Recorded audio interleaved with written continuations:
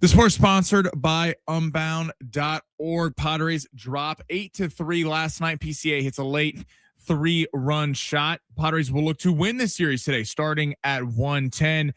Going for the Pods. Got Matt Waldron out there, so had a rough first couple outings for the Padres. Then we got the Lakers tonight here, right here on San Diego Sports 760. That game is at 7 o'clock. Lakers looking to close out Houston in Los Angeles. Kevin Durant will not play, still dealing with that ankle injury. There's optimism that Austin Reeves will be making his playoff debut for the Lakers this season tonight. Right now, there are young people across the world facing a tough choice: continue their dream of education or drop out to help their family put food on the table. You can change their future in a single moment. See how far your support can go at unbound.org. I'm Ben Fletcher. That's Sammy Long. I'm excited about it. It brings a lot of people together. Now, live from the East Set studios of San Diego Sports 760, we go In the Zone with Fletch and Sammy. Get it going on a Wednesday. What's happening, everybody? Ben Fletcher, Sammy Long with you till 2 o'clock today. Sammy will keep the party going then for another hour, going along with Sammy, Schaefer, and Sliwa will be your drive home, followed immediately by Lakers, Rockets. Can the Lakers get it done tonight? We will see coming up in just a little bit. Sammy told you KD probably going to miss tonight. Austin Reeves probably going to play tonight. You would think that's looking good for the Los Angeles Lakers. All right, we got a busy show today. Obviously, Padres are going to get started at 1:10. We'll talk a lot of pods in hour one, talk a lot of other stuff in hour number two. We do have Motley Crue tickets for you today. Very popular tickets on this show that we will be giving out at some point over the next 2 hours. You got to keep listening to win. Matt Devine, DSG, is going to be jumping on the show coming up at 12:30. We'll have a lot of fun Padres talk with Kev or with Matt coming up in just a little bit. Now, I will say, for those keeping score at home, probably 1 point to Kevin Acee, 0 points to Sammy Long after yesterday's show, because Manny Machado back in the starting lineup today. No, absolutely not. Here, before we get to that, Sammy, you ready to have a great show? I am ready to have a great show because I'm going to Vegas tonight. Good. Oh, that's right. Sammy's going to be covering a little boxing. We might have a couple of guests stopping by the show over the next 2 days. Sammy will be out at Radio Row ahead of this weekend's fights. Yeah, Benavidez and Sergio Ramirez. And with the thing yesterday, no, I was just wanting clarification on if Manny Machado, if this was a real, just minor injury, and thank God it is, but wasn't too thrilled to answer a question, but that's fine. That's perfectly fine. We'll talk to Kevin again on Tuesday. Well, Manny is back in the lineup today. He's DHing today. So with the day off tomorrow, maybe I thought they'd probably get another day off, but Manny's going to be DHing today. Andahar will be playing third base. Ty France, you can't take him out of the lineup, is going to be playing first base. So Pods look to maybe sneak the series away from the Chicago Cubs with a day game today at Petco Park. And I do find it a little bit interesting. So Matt Waldron's going to be on the mound today for the Padres. He struggled his first 2 times out. We'll see if the nut can nut today. But Jameson Taillon is going to be on the mound for the Chicago Cubs. And do you know who in the Padres lineup actually has the most career ownage over Jameson Taillon? Who? Be Nick Castellanos, who has struggled a lot recently. Makes sense. Played him a lot with the Phillies. Back in the starting lineup today. We'll see if Nick Castellanos can take some career ownage and get back to work. Now, last night for the Padres, pretty disappointing, man. Not much of an effort from San Diego. Weird day. I actually thought Buehler pitched pretty okay. Got through 4 2/3 innings, gave up a couple runs, but pretty much all you could ask out of Walker Buehler. He pitched okay. The offense didn't do a whole lot. I do think it's time we start taking a little bit more of a look at not just Fernando Tatis Jr., who's been catching a lot of arrows this year, but Jackson Merrill, who's really struggling at the plate to produce any sort of power as well. And you're kind of waiting, right? Jackson Merrill comes on the scene. He obviously is this clutch gene player, makes big plays in big moments. Everybody is a big fan of Jackson Merrill, as they should be. Last year, disappointing with injuries. This year hasn't really got going at all. And I do wonder when we start to take a look a little deeper, what's going on with these Padres stars and why can't they hit for slug? Like Xander Bogaerts actually having a really nice start to the season. Guys like Ty France, Luis Campusano having really nice starts to the season. Miguel Andahar is doing about everything you could possibly ask of him. But then you look at Jake Cronenworth, Padre for a long time, really, really struggling. Fernando Tatis Jr., not really getting power, although he is hitting the ball hard. Jackson Merrill, inept at the plate. Manny Machado, outside of the last couple weeks or last couple games, really hasn't been hitting well either. It's just disappointing seeing the offense that you think should be a lot better than it is have nights like last night where the Cubbies offense shows up and is ready to go to war, and the Padres, after one game where they have a lot of offense, have no offensive identity. Right, it's just no consistency in terms of the bats, because I mean, this is a premier series, and hey, maybe they win the game today and they win the series at Petco Park, and we look at the last 3 days overall as a positive. But it's one thing to hit the ball in Mexico City, it's one thing to hit the ball in Colorado, but this is one of the first series that we've seen after that first week when you took on the Tigers, took on the Giants. We were facing a good team that has just as good a hitters as you or better. Can you perform at home? And I mean, Tatis, it's so weird with him because, I mean, he has one of the best hard hit rates in the majors at almost 67%, but his launch angle ranks 176 out of 180 qualifying players. Which it was brought up on our text line the other day. I don't think we read it, but he did hit home runs in the World Baseball Classic. Right. Like, it's not like that ability has left him. You have to take a caveat with that because some of those, like, what was the one he hit the grand slam? I forgot who they were playing. Was it Israel? I mean, you're talking about guys who are not major leaguers. So, right. That's what makes it so confusing. It feels like he's hitting the ball hard.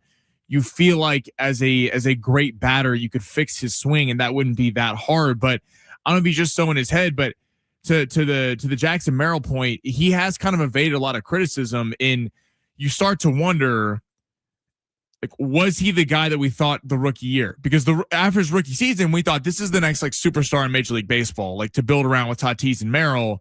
And it's odd how Tatis and Merrill are the two problems with this team right now, and everyone else, the guys that have been maligned for so long, and Xander Bogaerts and players like that are performing.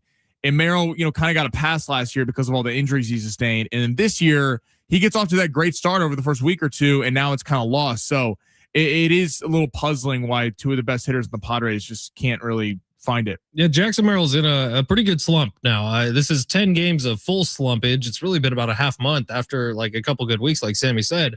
But Jackson Merrill just doesn't really have that rhythm yet, that confidence in the box right now, which we're so used to seeing him have. We'll see if that can turn around today. Padres lineup today, by the way, I mentioned Manny Machado is back in the lineup. So if you were worried about that leg, he is DHing today. Merrill's going to lead off. Tatis batting second, playing right. Machado DHing. Bogaerts back-to-back games in that cleanup spot at 4. He's playing shortstop. Ty France playing first. Andahar playing third. Cronenworth playing second. Castellanos getting the start in left field. Luis Campisano is catching, and Matt Waldron, after a couple of rough starts, will be on the bump. We'll talk a lot more Padres with Matt Devine, the DSG, coming up at 12:30. I actually have a little game I want to play with Matt that I saw someone on social media, and I'm going to kind of steal it, but tweak it for the Padres. We'll see if we can get that in with Matt, who's a massive Padres fan. Let's get to the big three, where Sammy Long rips through the top stories in the world of sports. I swear, Sammy, I have not looked at your big three, but if it includes the Michael LeBron debate, I don't want to hear it. It's the dumbest debate in sports, and LeBron weighed in on it yesterday, which maybe we could talk about at a different time, but not during the big three. Sammy, smash. Your lunch break is here. Ready to go back to the office and knock the socks off your friends? Coworkers? It's time for the top stories of the day. The big three. So the GOAT debate is always a really fun. Hang on. If you want to watch the show, you can. YouTube at San Diego Sports 760. Give us a subscription over there on X at Fletch and Sammy. Yeah, all right. Let's get it out there. What did LeBron say? Okay, so the age-old debate in any sports talk, who is the greatest basketball player of all time, usually comes down to Michael Jordan or LeBron James. LeBron said our games are totally different. He also said you can look at both of us and say that you love both of us without trying to blank on the other person, and usually it's blank on me. So fill in the words there. What did you make of LeBron's comments? It was kind of random. It came out yesterday. It was just a random time for LeBron to be talking about this. It was politically correct to the T. I think he handled it perfectly. LeBron is getting likable. Watch out, everybody. I didn't think I'd ever say those words, but LeBron really is getting likable. I would have preferred it probably if he just said, I'm over this conversation. Michael played in his era. I play in my era. We were the best of our eras. And we could just probably leave it at that, but that's never going to be sufficient. There will be a day, I promise you, 15 years from now, where Steve Hartman at like 90 years old is going to be talking about Michael versus LeBron. It's never going to stop, right? It is my biggest tune-out factor in all of sports talk radio is this conversation. I like the way LeBron handled it. I've liked the way Michael's handled it in the past. They're both great. Can everyone just start saying Kobe so we can be done with this conversation between these two guys? Like, let's find a third person who's clearly better. Even though there never will be. Well, to that end, LeBron does bring up an interesting point. Wherever you fall, like personally, I would put Jordan as the GOAT, but that's just me. It really comes down to, are you a rings guy or are you a stats guy? Because if you're a stats guy, individual stats, your guy is probably going to be LeBron. If it's rings in clutch situations, probably going to be Michael. But he made a point there that kind of got lost. He said, I've never compared myself to MJ because our games are totally different. I've always been a point forward point my whole life. I've always looked for the pass. MJ kind of looked for the shot. That is an interesting point, especially when we compare NBA players, not even just the GOAT debate. When we compare all-timers, Magic Johnson or Steph Curry, it's kind of impossible to compare Magic Johnson and Steph Curry because Magic Johnson, again, was a distributor, more of a true point guard. Steph Curry was a bona fide star scorer shooter. Like the Larry Bird comparison is much more apt to Steph Curry than it is to Magic Johnson. You do feel like it's hard when, if you broke it down by position, if we talked about best centers of all time, best scorers of all time, best point guards, it'd be a much easier debate because to LeBron's point, they do play completely different games. It is hard. Do you want the killer mentality? I'm taking the last shot. That's Michael. If you want the longevity, constantly kind of proving doubters wrong and in running an offense and changing a position because a point forward wasn't really a thing before LeBron. So yeah, it's kind of all what you think, but certainly a interesting debate. I really like the way LeBron's playing basketball right now. I wish we didn't have to compare the eras. Like, LeBron's fun to watch right now. LeBron's actually, I said he's becoming way more likable in my opinion. The way stuff he's doing on social media right now, picking up golf as like an after basketball hobby. Like, I like that, LeBron. Let's keep that going. What's next, Sammy? All right, we're going to get into this a little bit more later, but the NCAA tournament field has been long rumored the last couple of months. It is almost official. It will be expanding to 76 teams from 68. Now, the big winner in that this season, San Diego State would have been in the tournament. But judging by your reaction, you don't like it, and I don't like it as well. There's been back-to-back years of a pretty chalky tournament. I don't need another one ever in my life. Like, I don't know what we're trying to do here. I get it. You're selling another week of revenue. I think they're trying to make it less chalky. Maybe, but they're selling another week of revenue. That's what this ultimately is. You've had a near perfect product for a long time. I don't see how adding more teams to this is going to help the conversation. I really don't. Our teams, so what would it be? Teams 68 through, what's the number, 76? 76. Our team 68 through 76 going to actually vie for a national championship? That would be my question. No. And my answer would be absolutely not. You have a number right now that is sustainable. You have a number right now that is very inclusive. I think there's 100 and, or what's the whatever, but there are 68 teams that each and every year there's probably a large portion of the teams that get in the field. Well, and there's 15 to 16 teams who probably have no business being in the tournament every year already as it is. You want to expand that by another 15? That seems outrageous to me. I'm not with this either. I think what they're trying to do is they've seen that the last two tournaments have been extremely chalky. There has not been massive upsets, and they're trying to get more NIL teams that have NIL money in the field. As evidence, San Diego State, Auburn would have been in the field. Remember, they went 16-14, but had some of the best quad one resume of any team in the country. They want more schools like that to make it less chalky. But to that end, if there's a 68 team field and you can't make it, what does that say about you that year? Do you like, I love San Diego State. I know you do too.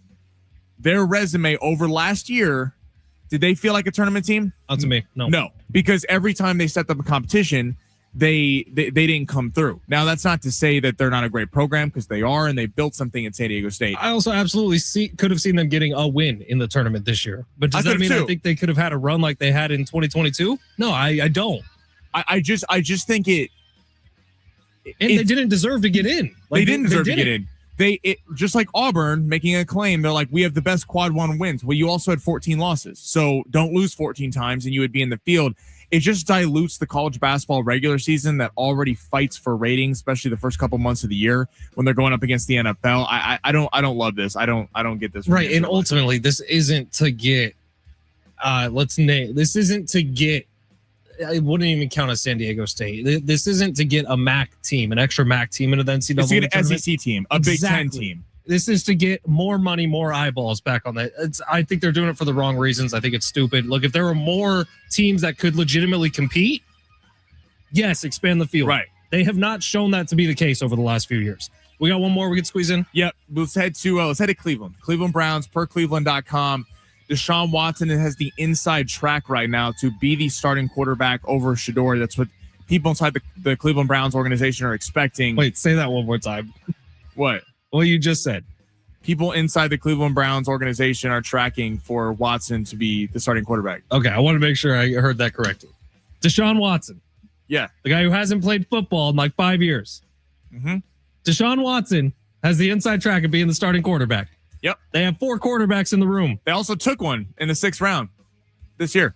Okay. Good for you, Cleveland. Enjoy another few years of irrelevance. You know, we sit here and ask in the NBA and the NFL and Major League Baseball why teams, really in the NFL and NBA, because the MLB draft is not as highly publicized, why the same teams are always picking at the top. This is why. Because the Browns can't admit they made a horrible decision paying Deshaun Watson all that money. He didn't deserve it. He came off a year where he didn't play in Houston. Then obviously all the off the field stuff. Why would you take Shador Sanders? Why would you take the quarterback in the 6th round to Arkansas? Why would you take Dylan Gabriel if you aren't going to give these guys a shot? And I thought the whole point was to see if you had something in Shador, or if you didn't believe in Shador, Gabriel, or any of them, Taylor Green, to see. And then if you didn't have something, you'd be picking at the top of the draft to get a quarterback. But no, you're going to go with the aging veteran who has been off the field for years on end and has a lot of baggage with him. So money talks, and Deshaun Watson's making a lot of it. Cleveland Browns doing Cleveland Browns type things. What are the chances they want him to start for the first few weeks to see if any team out there is going to be like, oh, you know what, we could use Deshaun But who would Watson. take that contract? Yeah, I don't know. I don't know the answer to that. Cleveland would probably have to eat a lot of it, which they're already going to be doing if he just wastes away. Remember, a fully guaranteed contract to Deshaun Watson in the middle of all the legal troubles. Cleveland's insane to me, man. I feel bad. I know we have some Brownies fans who listen to us on a daily basis. I genuinely do feel bad for the Cleveland Browns fan that this contract ever happened in the first place. Yeah. All right, quick break here. On the other side, we're going to tell you exactly when and how you are going to win those Motley Crue tickets. We'll also get to some of these YouTube comments about the San Diego Padres. One very interesting from Kristen that I tend to agree with. It's San Diego Sports 760. You're listening live on the iHeartRadio app.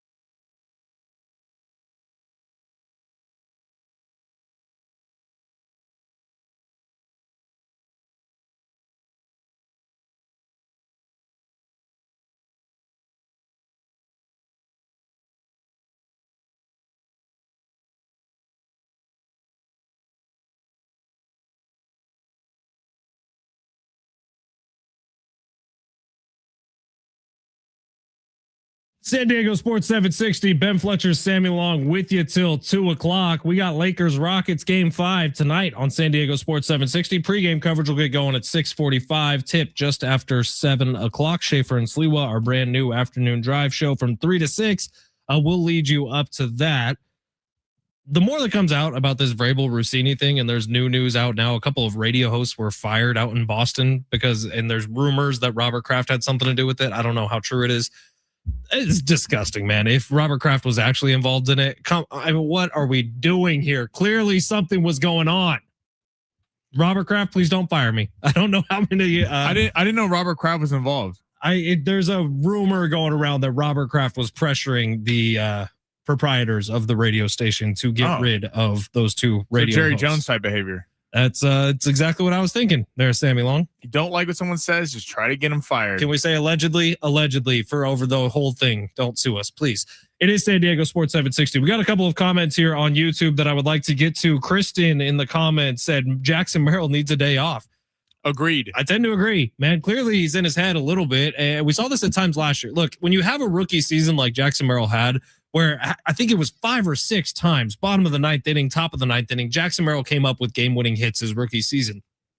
He was sensational, and he was like that next thing. And Padres fans, I remember the conversation around it because Tatis was either missing time or suspended or whatever, and they're like, oh, well, we hit on another one. Jackson Merrill, this kid at the time who was just such a stud and looking like he belongs right away. It does seem like Jackson Merrill's in his head a little bit, and a day off would probably do him some good. And there's a difference between his rookie year getting to kind of be that rookie sensation that not a lot of people expected a lot from, and then having to be one of the guys.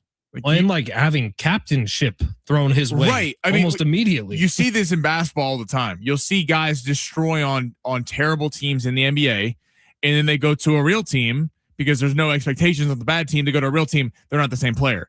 And I'm not saying that Jackson Merrill is that. I think Jackson Merrill can be something. We've seen flashes of him, his ability transitioning from shortstop to the outfield. I mean, we've seen there's a lot of talent there.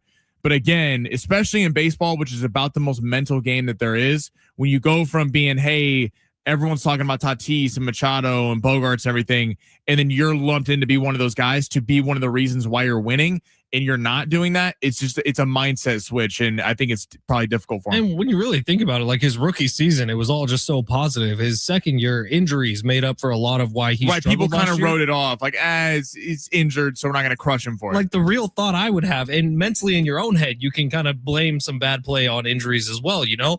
But in year 3 here, is this like the first real slump of Jackson Merrill's career? And that's crazy to say about a third-year guy, but I do think it's kind of accurate. All right, 615 texted in. We were talking about the NCAA tournament, and this is a great point too. It says, yeah, this isn't going to fix the same old arguments. Now we will just have people crying about the 77th team that didn't make the cut into the tournament. Great point. It's a great point, and that argument will always persist. Right now, it's the 69th team, which San Diego State may have been the 69th team this last year. And in the future, if they do expand, which it sounds like they're going to, which I think is a mistake, it will be complaining. It'll be like, oh, but Cal Poly Pomona didn't make it because they were the 70 or 79th team. I want to say if you can't make a 76, I've always thought it was kind of funny when teams would complain they didn't make a 68 team field. Right. You can't make a 76 team field. Frankly, I don't want to hear about how, we got screwed out of it, because if you left it up for the debate, for the committee, when 76 teams get in, I also think it's an interesting, like, college football has needed expansion. And I think overall the college football playoff has been really healthy for the sport. And I think a further expansion is good for them.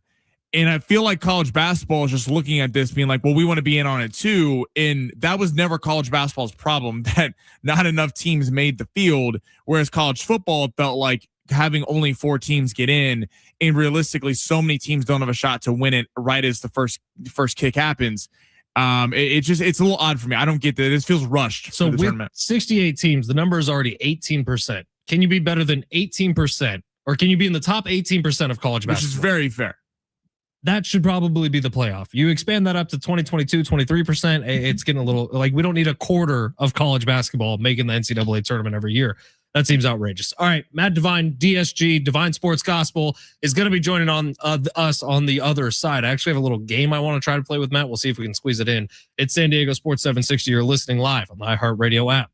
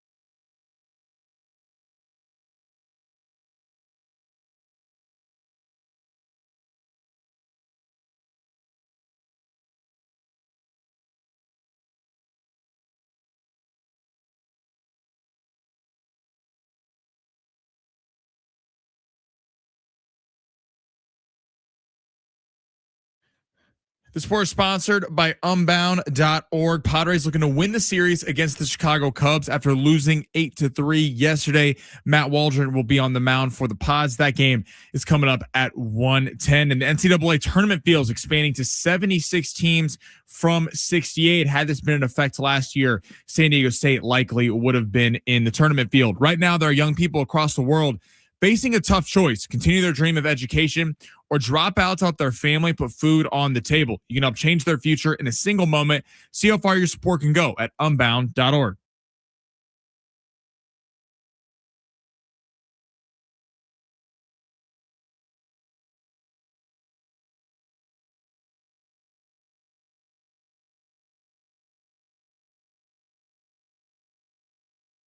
San Diego Sports 760, Ben Fletcher, Sammy Long with you till 2 o'clock today. Sammy will keep the party rolling for about an hour after that, taking you up till 3 o'clock when our brand new afternoon drive show, Schaefer and Sliwa, will take you up to Lakers Rockets Game 5 tip-off. Right now, we got DSG.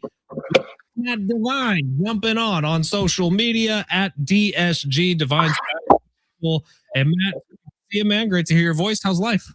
It's good, man. How are you boys doing? Appreciate you having me on. Vibes are high. Tough loss last night, but you walk however many people we walked. I think we had 9 total walks, including hit by pitches. So, we gave them some free bases. We've been playing some good ball, and I'm excited for today's game.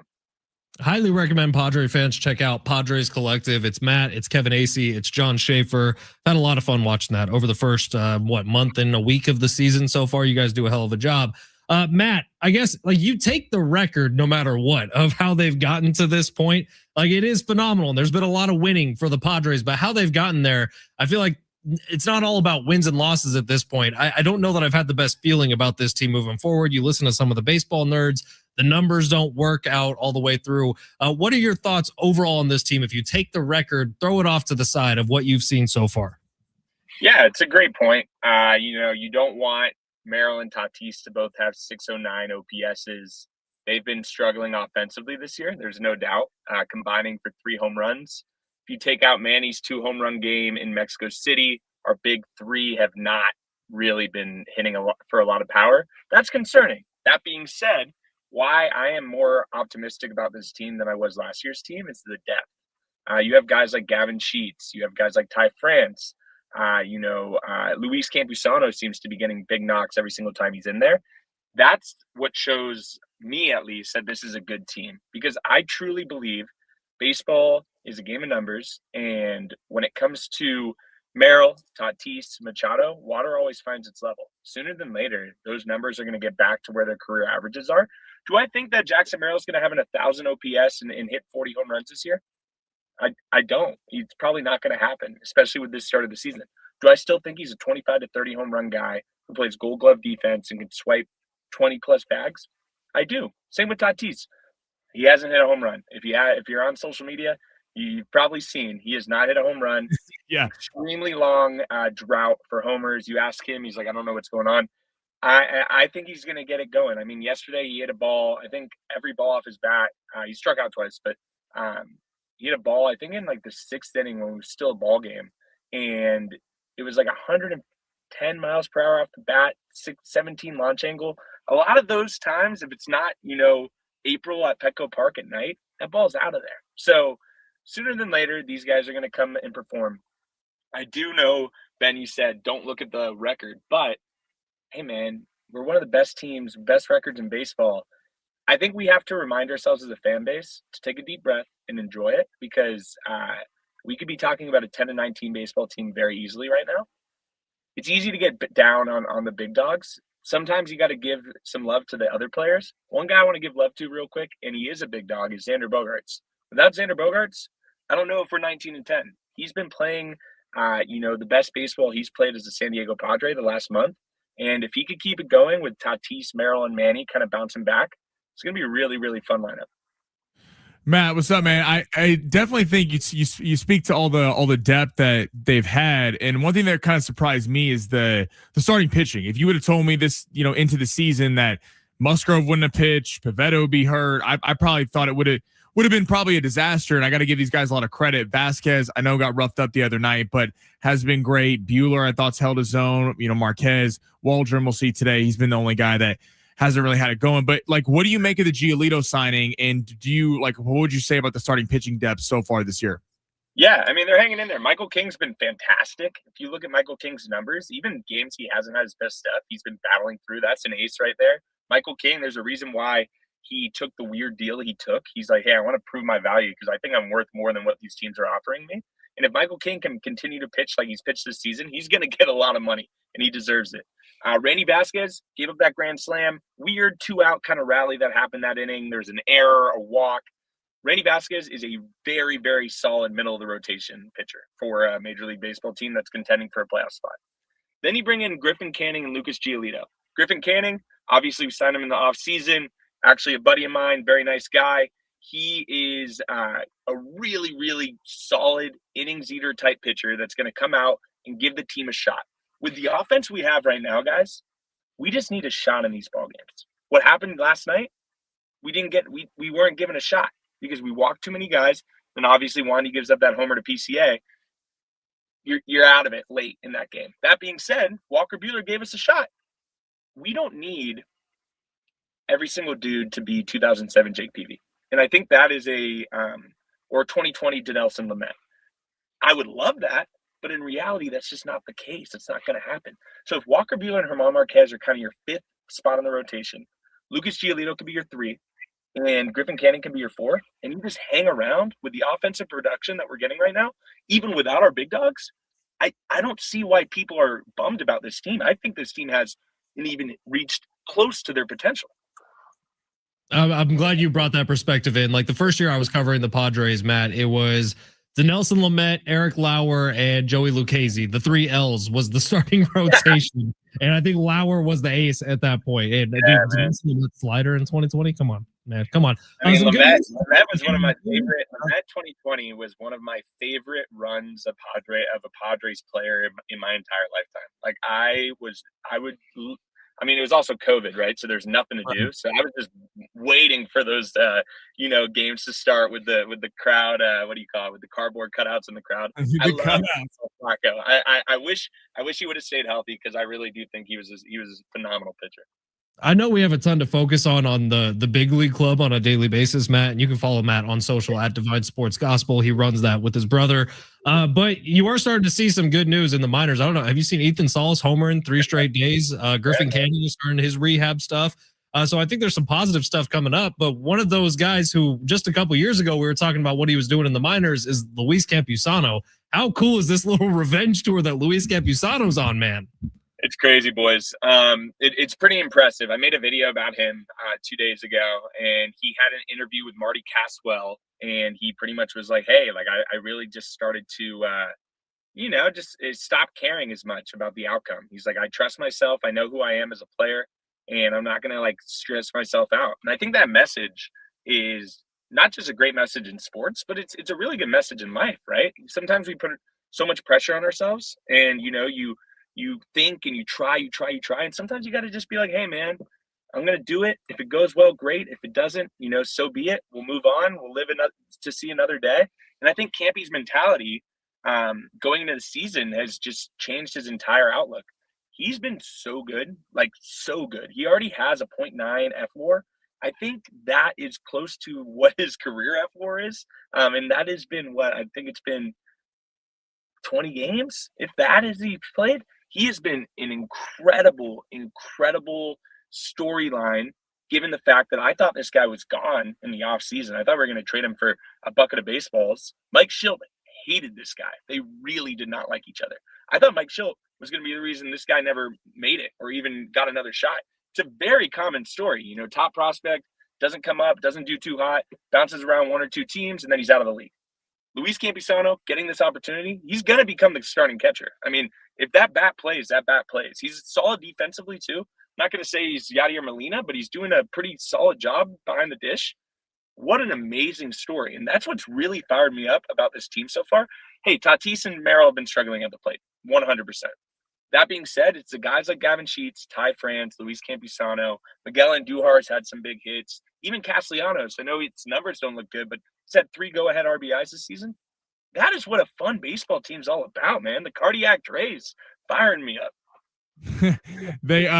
How would you assess the Miller whole situation the other night with the ball, going on the third base side, but the whole Cy Young conversation, like I got worried when Craig Stammen was a relief pitcher. How would he handle this bullpen? Would he kind of overtax his bullpen?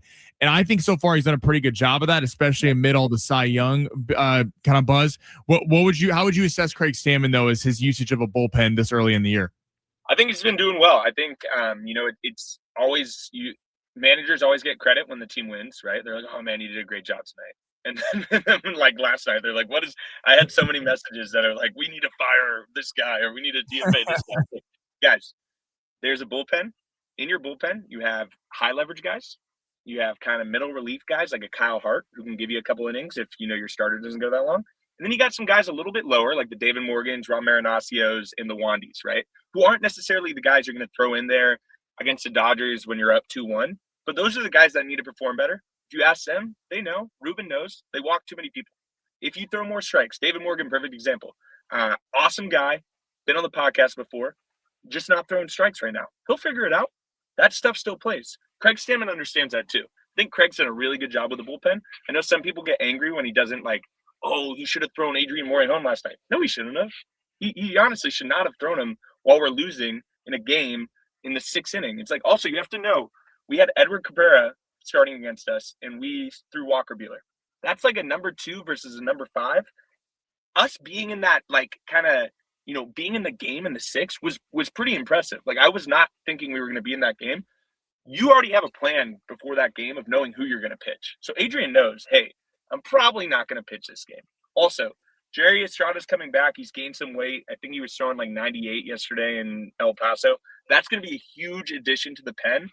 I think he's doing a good job. On the Miller front, I think the Cy Young thing kind of outweighs. I think we're thinking a little too much about that in April. If this was August 29th and that happened, 100% ruin A. Light the city up. We're angry.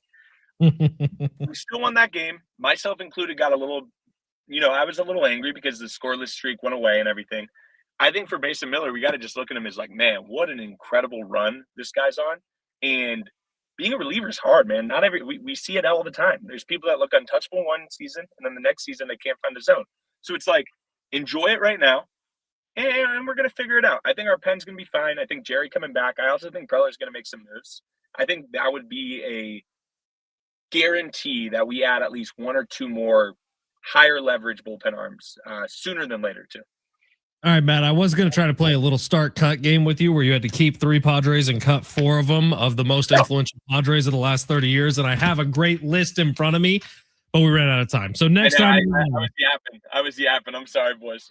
Next time we have you on, you are making some tough decisions, man. And I don't know how you're going to survive this list because they are literally your heroes on this list. And I was saving a juicy one for number 7, but we'll do that next time.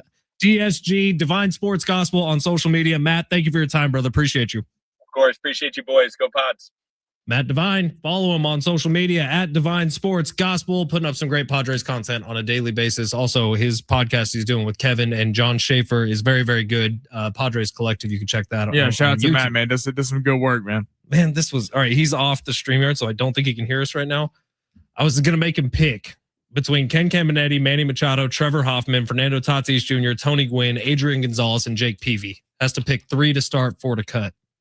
Okay, hold on. One more time. You have Machado, Hoffman. So I did the most influential Padres of the last 30 years. Obviously, Gwynn. Gwynn, you're starting no matter what. Right. I'm pretty sure I'm starting Hoffman too. I would go Hoffman too. And then it'd be really hard for me to choose between Peavy, Gonzalez, and Tatis. Because these are the ones you're keeping for the rest of your life. And when Jake Peavy was at his best, he was the best pitcher in Major League Baseball. That's a good question. I know. It was a great list. It's hard because I would say Tatis, but it's kind of right now. Well, you're banking on his potential, and the rest of these guys have history. It's a good list. I mean, Gwynn and Hoffman have to. I don't think that that's debatable. I think they're no-brainers too. And honestly, we're about a week away from me putting Mason Miller on this. I was about to say, when does Mason Miller crack that list? Adrian Gonzalez, you're out. Mason Miller, you're on. All right, it's San Diego Sports 760. We got long shots coming up next. Got hosed again last night. We'll tell you about it on the other side. It's San Diego Sports 760 live on the iHeartRadio app.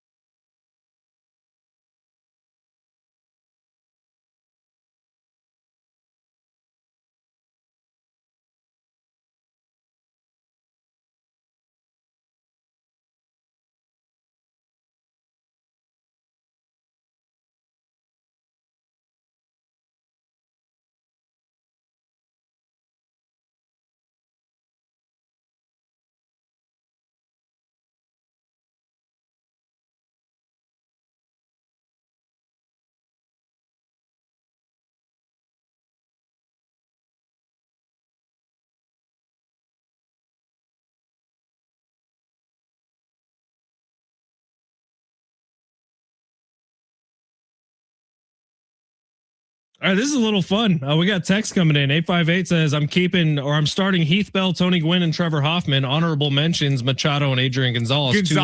Gonzalez would have been I was thinking for 3. So when you think about Padres history, Gonzalez is the best pure hitter to ever go through Petco Park, not the Padres organization. Like of the Petco Park era, but a lot of what Adrian Gonzalez was great. He was great with the Padres. He was also great with the Dodgers.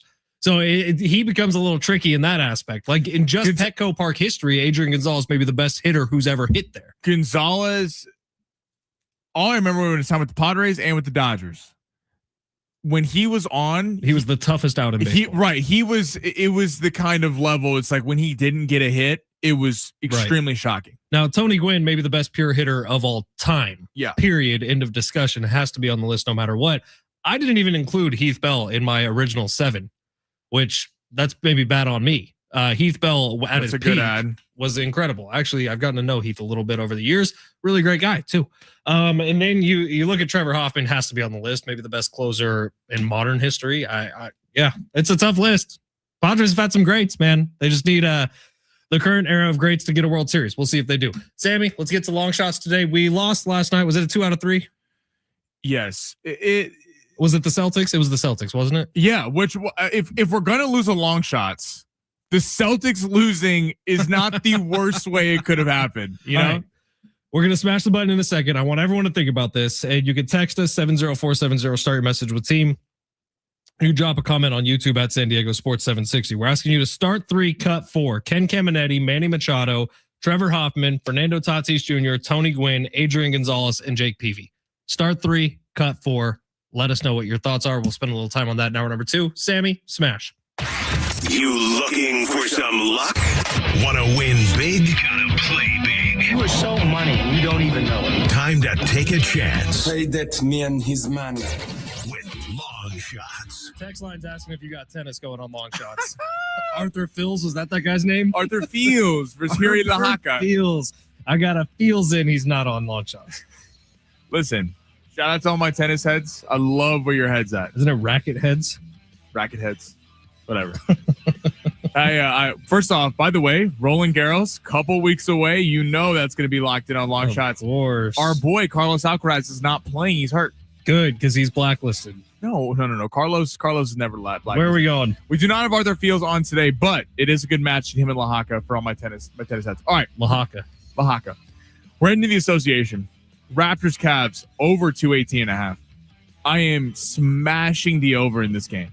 This is what happens when people who are casual bettors look at the last game because they want a little action on it and go, well, wait, the final score in the last game was 93-89. How could they hit an over at 218.5? This opened as 220.5 and has been bet down multiple points. We got to keep in mind when we watch that game. 93-89. One of the worst shooting performances on both sides. The Raptors went 4 of 30 from 3. 4 of 30 from 3. The chances of that happening are not great. Again, the Cavs went 10 of 40, but were not efficient whatsoever, going 32 for 87. This is a big game for James Harden and Donovan Mitchell because we talk about Kevin Durant, we talk about Joel Embiid, Nikola Jokic needing to win this series with no Anthony Edwards and Dante DiVincenzo. Donovan Mitchell has quietly gotten a pass for a long time, whether it was with Utah and then with Cleveland, for never going through playoff series. And a lot of it, to be fair to him, has been because the supporting cast hasn't been there. Well, James Harden's been crushed for not winning big playoff series before. These two guys kind of need each other. They need a big performance. And as well as the Raptors, they got the length on the wings to be able to compete. No Emmanuel quickly tonight, so that means less defense. Scotty Barnes, Brandon Ingram, James Harden, and Donovan Mitchell put on a show over 218.5. All right, let's go to Magic and Pistons. Kind of a weird game to handicap here. So Franz Wagner is out. He's not playing, which is a big loss dealing with a hamstring strain for the Orlando Magic. So this line open as Detroit for their playoff lives, -9.5 has been bet up to 10.5. I think where we're going to go in this game, we're going to go the over-under. We're going to go under 211.5. Now, I know this is a lower over-under, but Franz Wagner opens a lot for that offense because now if you're Detroit, you're going to be able to key more on Banchero. And you're going to have to rely on Jalen Suggs and Anthony Black and Wendell Carter Jr., who I've been big fans of and praised on this show for a while now. But when they have to be the number 2 and 3 scorers, You got Desmond Bain in there, but Bain and Bankero are more likely to be locked up. When you have Franz Wagner, you really have a big three that they just can't contain. Him not being there, and then we go to the Detroit side of things, they don't have a shooter. We keep going back to this. They do not have three-point shooting. Kevin Huerter and Cade Cunningham are the only two dudes that can hit threes on the team.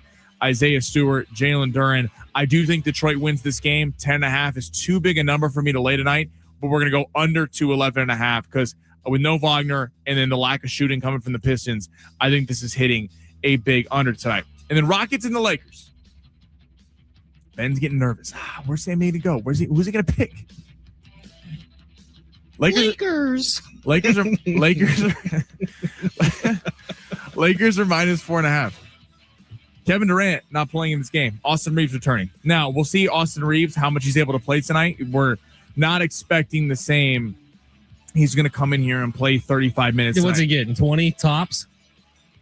20, 25 minutes. I think it totally depends on if it's a close game. If it's a close game, Reeves will finish it. If they're going to try to get him as much rest as possible in the second and third quarters. I am laying it with the Lakers tonight, -4.5. Jabari Smith's been chirping, saying that we're the better team, despite being down 3-1 in the series. Alperen Şengün has been running his mouth as well, and the Lakers have been hearing this. And let's go back to that game 4. The Lakers got blitzed. When you didn't have Reeves on the floor, they got down 10 points. They didn't have any returns. Amen Thompson went inside much more. He had a big game. Şengün had a big game. Tari Eason shot much better than his normal percentages, and the Lakers turned the ball over 24 times. That's not happening in Los Angeles tonight. Austin Reeves will be handling the ball along with LeBron James. I think the Lakers close this thing out and head on to Oklahoma City, -4.5. I actually do kind of dig it. I would go 2 units on this one. I feel confident in it. And I've hit my last 3 picks on the Lakers, so I just want to dispel narratives. Yeah, you and Kevin Acey, dispelling narratives. That's what we do here on this show. All right, it's San Diego Sports 760. We will get you set for game 3 between the Pods and the Cubbies on the other side. Plus, Motley Crue tickets are coming up very, very soon. They're not being given away right this second. I know a lot of you are waiting for them. We got Motley Crue tickets coming up in hour number 2, so stay tuned just a little bit longer. It's San Diego Sports 760. You're listening live on the iHeartRadio app.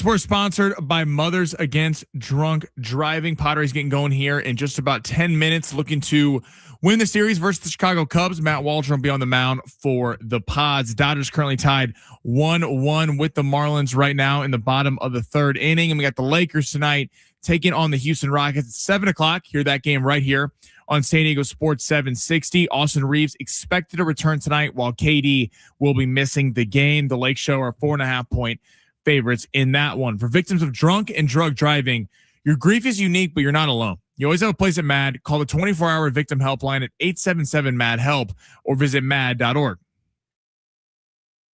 I'm Ben Fletcher. That's Sammy Long. I'm excited about it. It brings a lot of people together. Now, live from the East Set Studios of San Diego Sports 760, we go in the zone with Fletch and Sammy.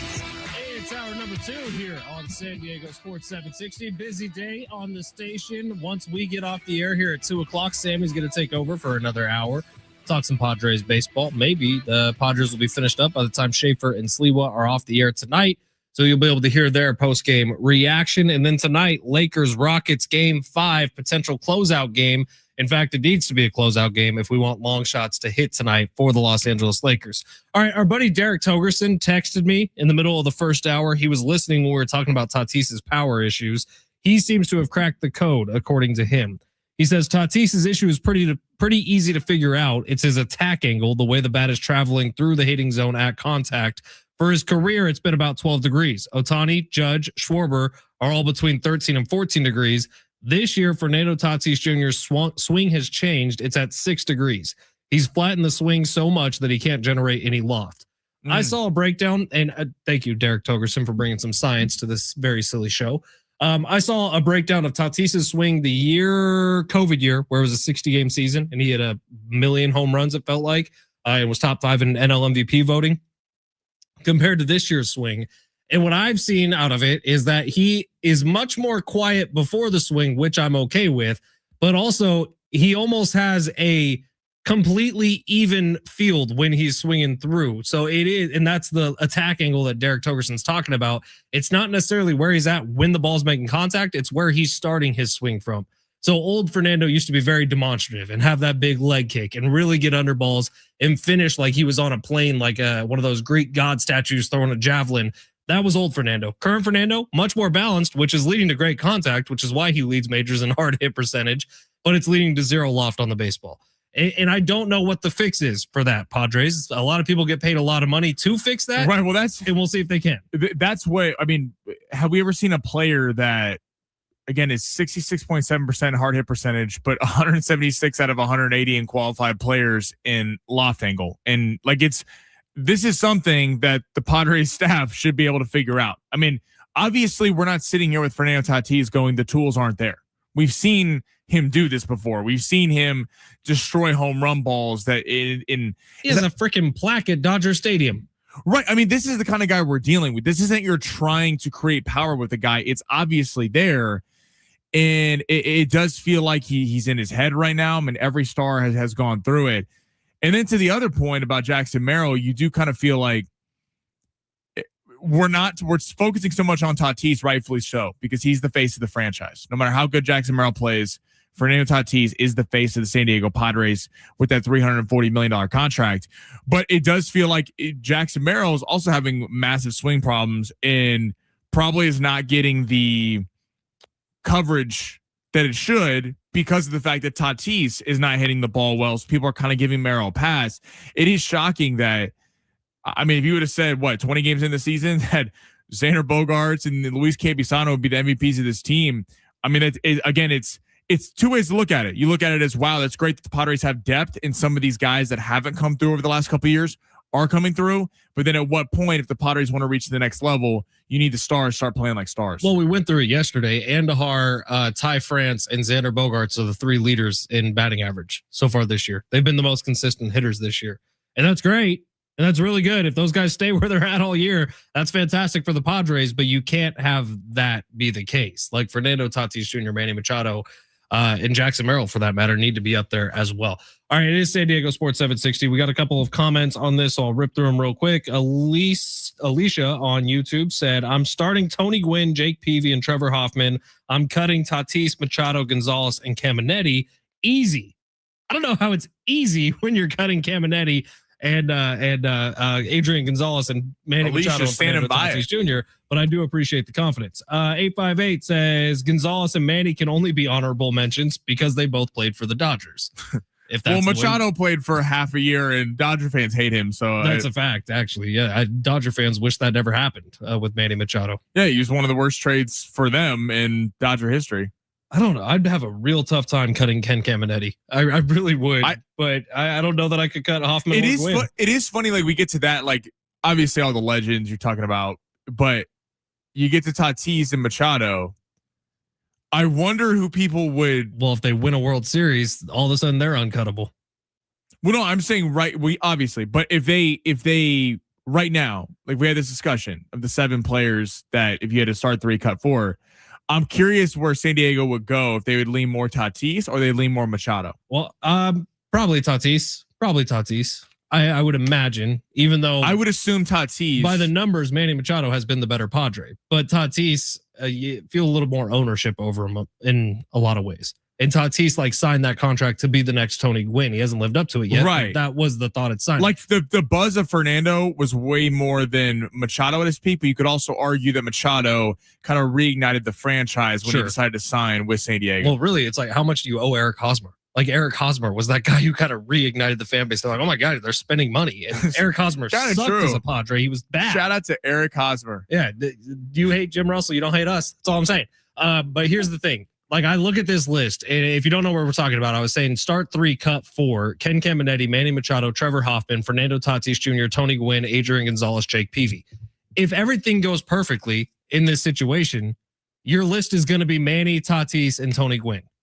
Because if everything goes perfectly, Manny Machado and Fernando Tatis Jr. bring the first World Series to San Diego. Like that should be the hope for every Padres fan, that they jump over some of these legendary names. Will it happen? Who knows? But 10 years, we could be having a very different conversation. If that ever happens, I would love to see it. And Mudcat would be leading the parade from Alpine to Oceanside, and it'd be very, very cool to see all that happen. And I hope it does.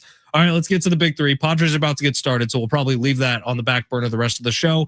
But we got lots to talk about with the NBA playoffs cooking, some drama in the NFL, and what the hell is college basketball doing? That's your next 45 minutes. Plus, Motley Crue tickets are coming up very, very soon. We're not going to tell you when, but it's just going to happen at some point in the next 45 minutes. Sammy, go ahead, smash.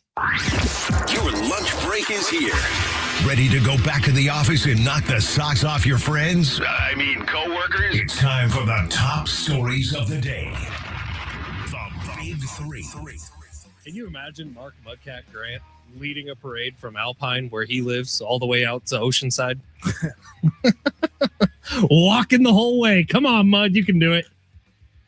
It'd be pretty stinking cool, man. That'd be crazy. City would be going absolutely nuts.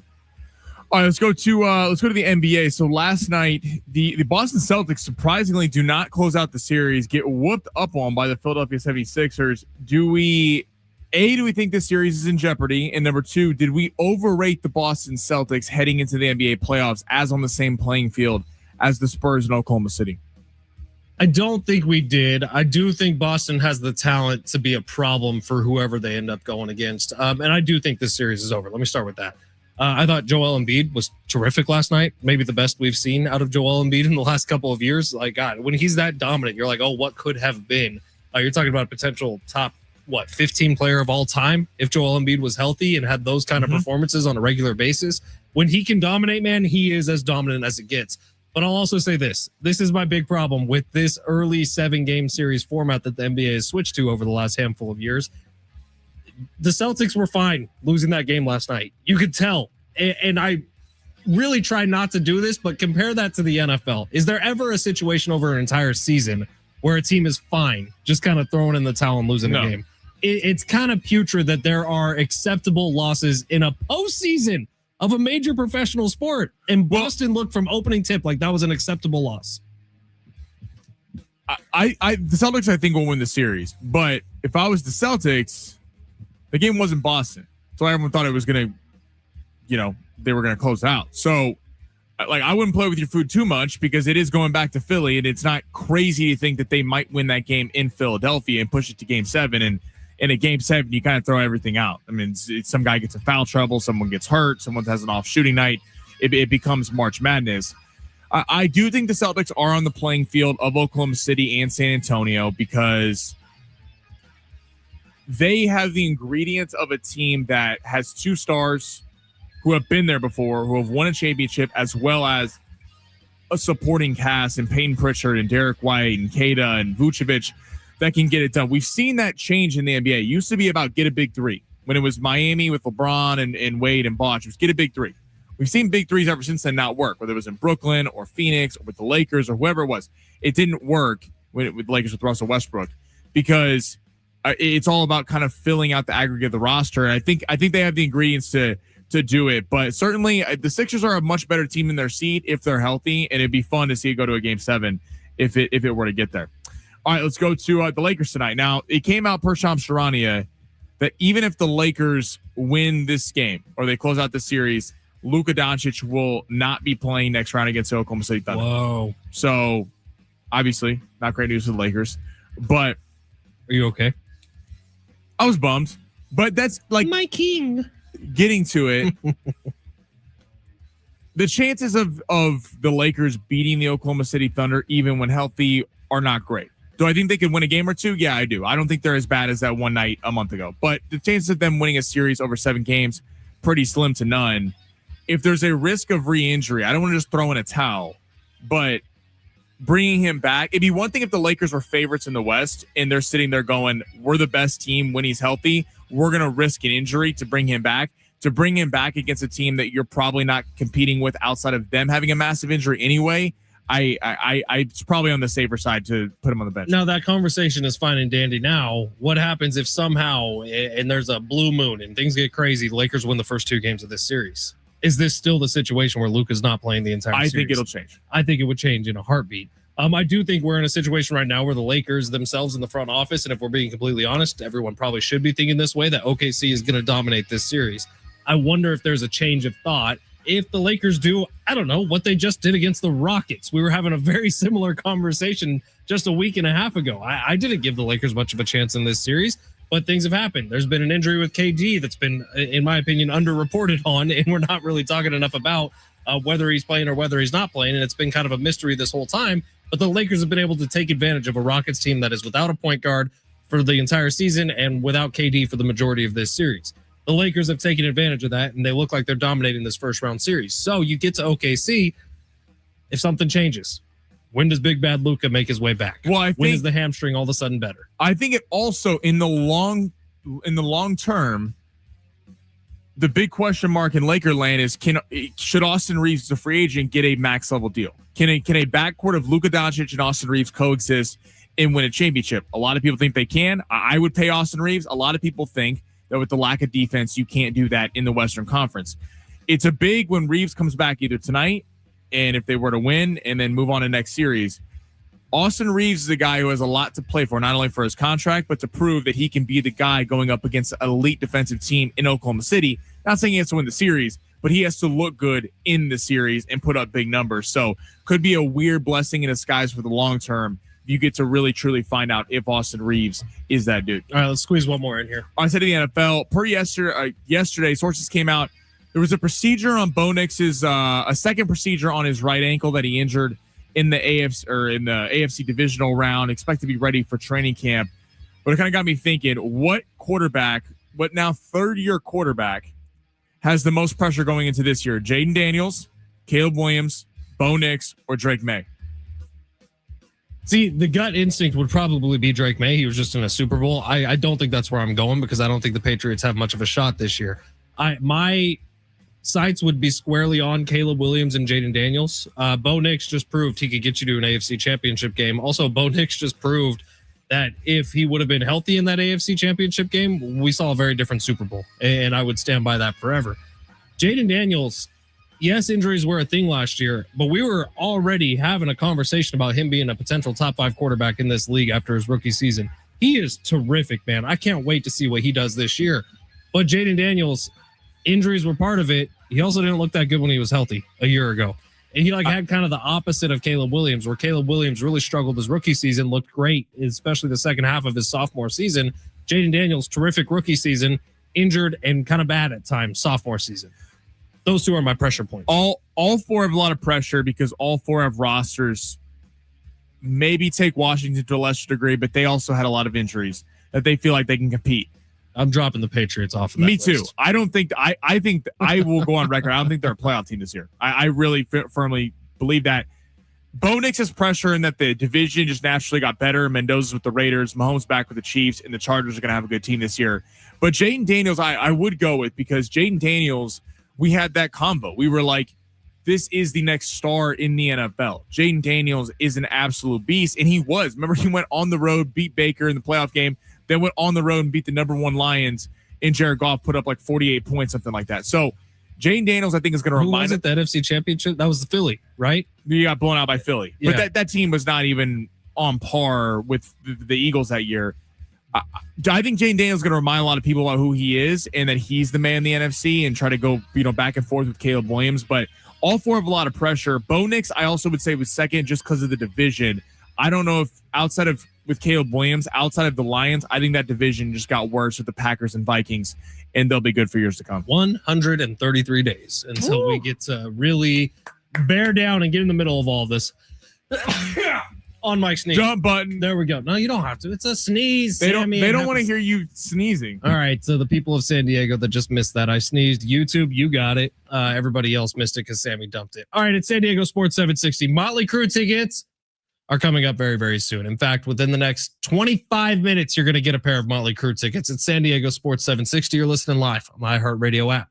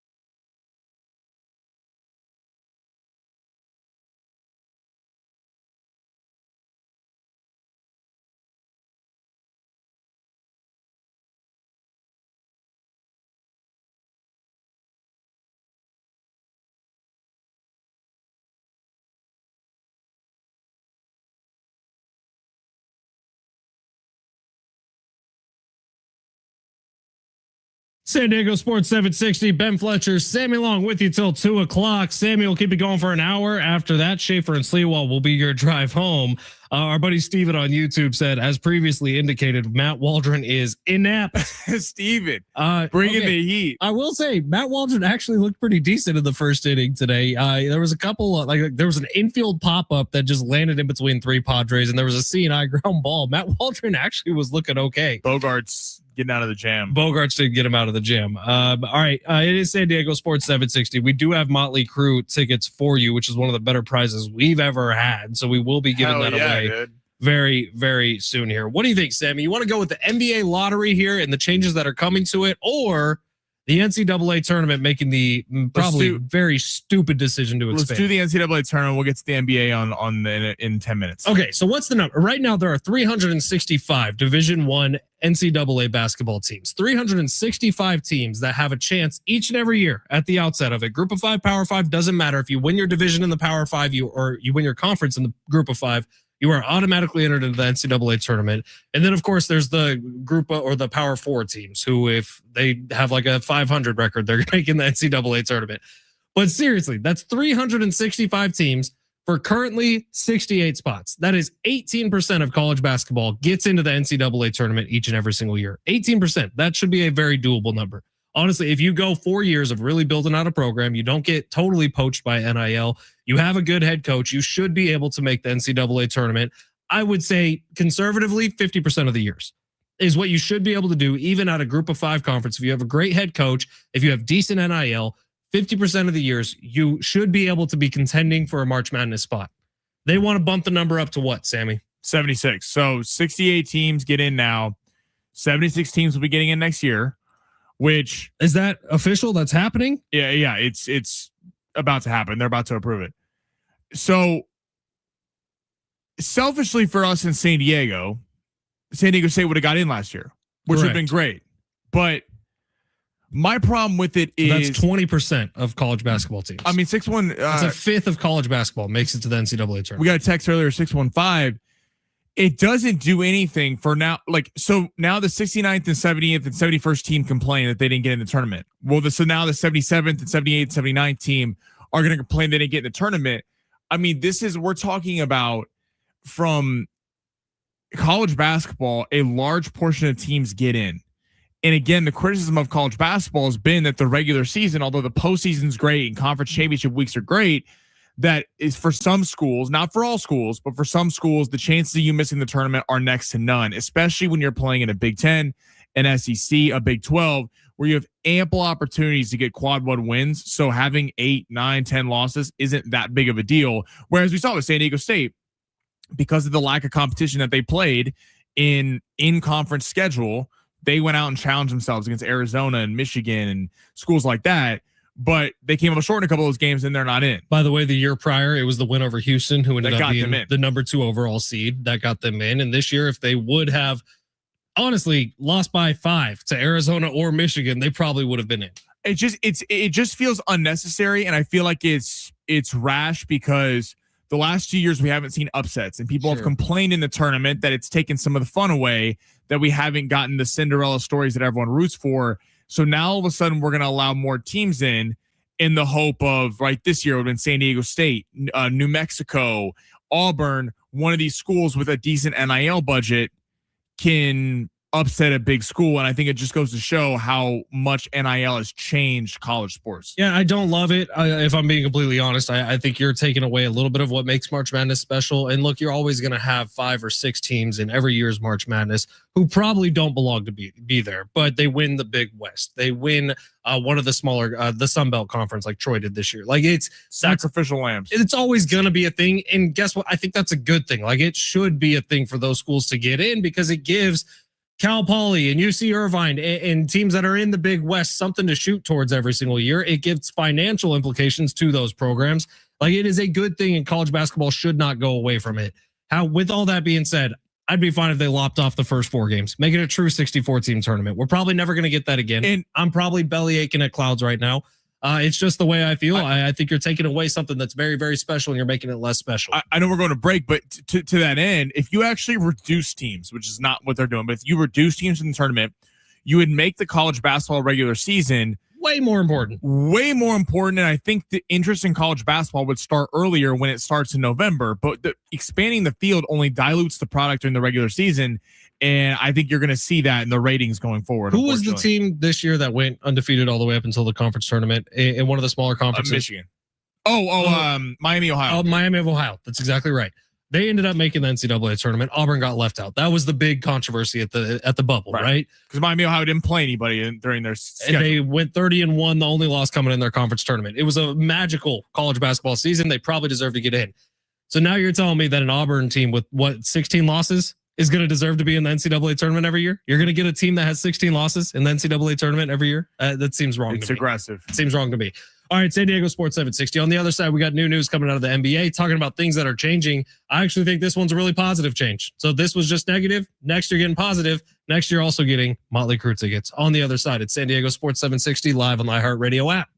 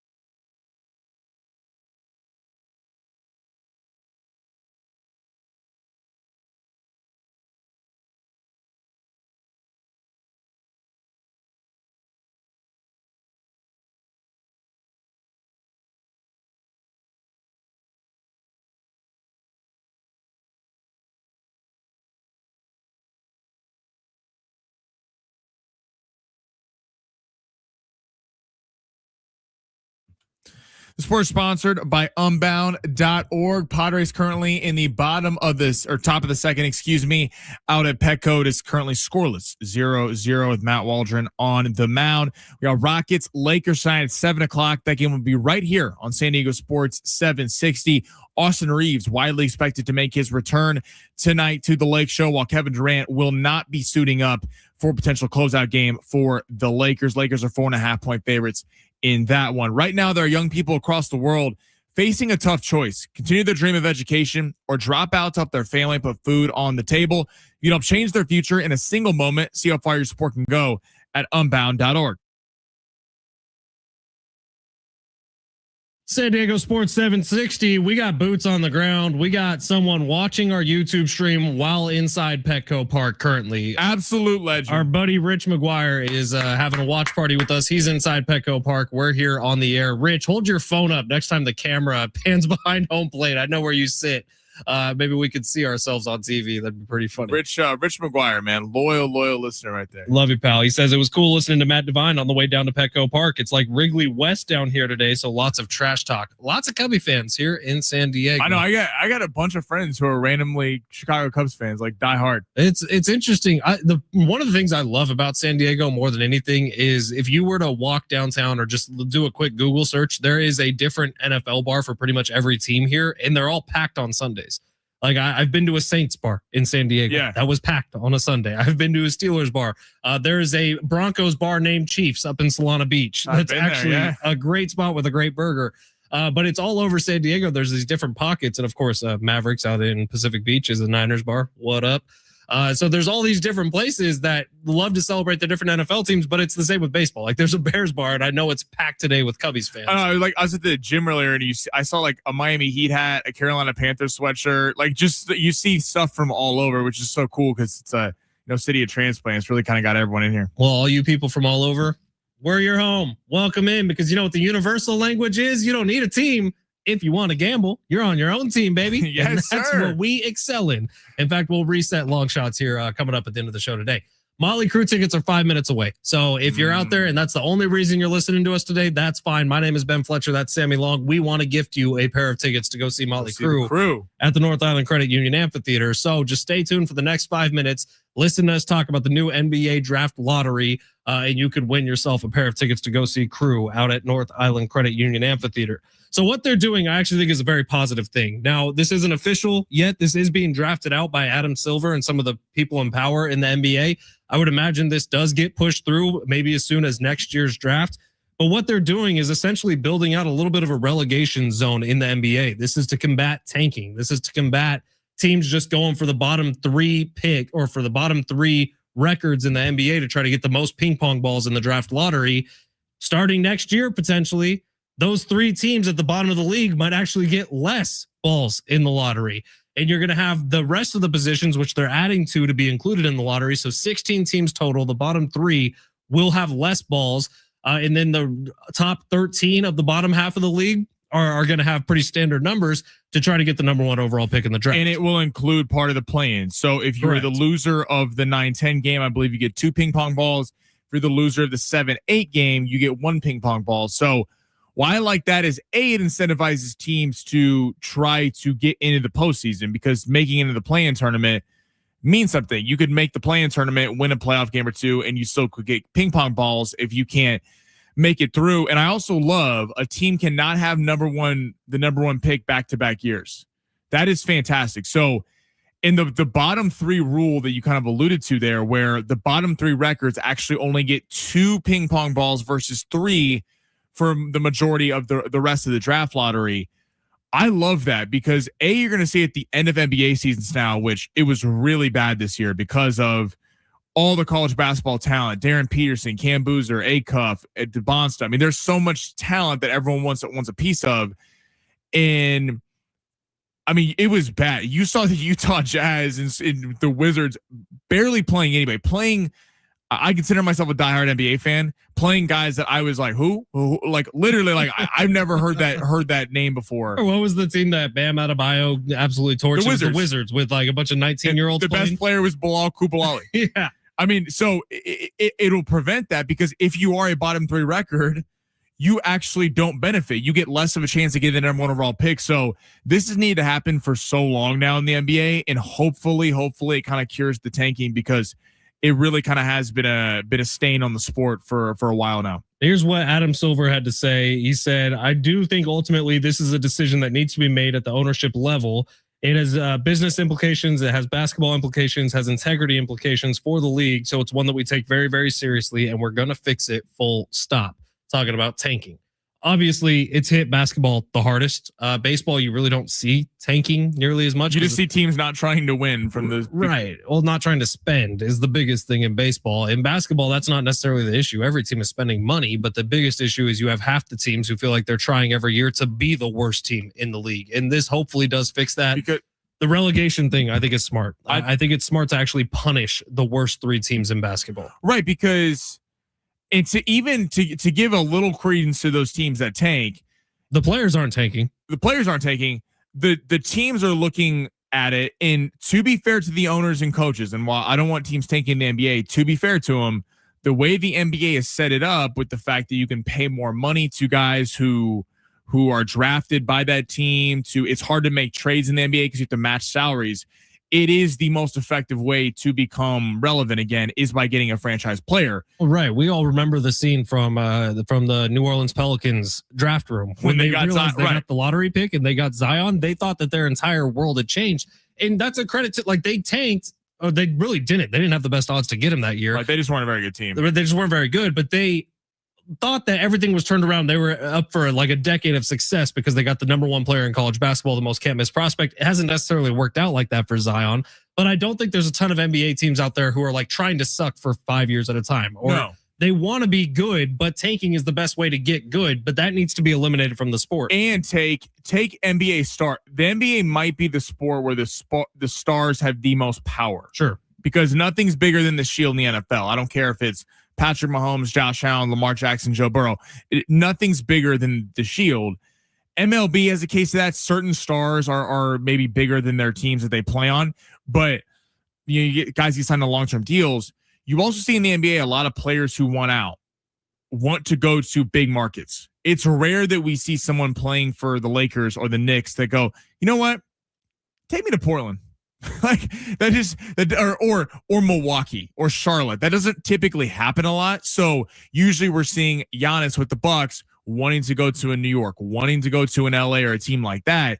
So really these smaller franchises and not, quote, luxury spots with big markets, it really is the only way to become a relevant franchise like the Indiana Pacers and the OKC Thunder. Well, to put it in perspective, like the Indiana Pacers have a 14% chance to get the number 1 overall pick. The Wizards have a 14% chance to have the number 1 overall pick, and the Nets have a 14% chance. Those 3 teams, based on their record from this year, would be in that relegation zone. Mm-hmm. Those 3 teams, based on their record from this year, would only have 2 lottery balls apiece. This year, they have more than anybody. I think this is the right move for the NBA. I actually applaud the NBA on this. Good work, Adam Silver. See if we can get tanking out of this league forever. Also, the Indiana Pacers having a chance at the number 1 overall pick. By the way, Tyrese Halliburton coming back next year. And you talk about, I'm kind of here for it personally. You take an OKC type, like teams that are able to build. Halliburton's back. Siakam, they're all still there, and you added Darren Peterson or like. That team could be really good next year. What a sneaky tank job they did. Yeah, Tyrese, you know what? No, sit out this year. Tyrese's like, nah, don't come back, baby. Don't rush it. We care about you. We care about your health. Also, number 1 overall pick. Come on over. By the way, the most bonkers thing about the NBA this year, and this is not the NBA's fault, this is the Los Angeles Clippers' fault. Oklahoma City Thunder has a 1.5% chance to get the number 1 overall pick in the draft. Can you imagine that the Oklahoma City Thunder got Shea and draft picks for Paul George? This was 2019, right? Mm-hmm. The 2019 trade that sent Paul George away from OKC to the Los Angeles Clippers has resulted in a multitude of draft picks that they've turned into this juggernaut that they have right now. Chet. And by the way, and SGA was on the Clippers. Right. Well, and if you're the Clippers, you're the team that got to watch him in practice every day. Right. You got to see him destroying these guys and starting getting rotation, and you go, no. Give us Paul George. No wonder why you're LA's little brother. Come on, yeah. Clippers, be better. Yeah. All right, it's San Diego Sports 760. You've all been patient long enough. It's that time. If you would like to go see Motley Crue out at the North Island Credit Union Amphitheater, if you want to do the Crew Coming up on September 18th at the North Island Credit Union Amphitheater in Chula Vista. Now is the time to call. It's Live Nation's Summer of Live. All in $30 tickets to this concert, as well as many more, go on sale today. They're on sale now through May 5th. Get to livenation.com. $30 tickets for some of the best shows coming to San Diego. Or if you want them for free, call right now. 877-767-4760. Sammy, what number caller do we want to give? Caller number 13. Caller number 13. Lucky number 13. No hotel floors after number 13. That's who's going to go see Motley Crue right here on San Diego Sports 760, live on the iHeartRadio app.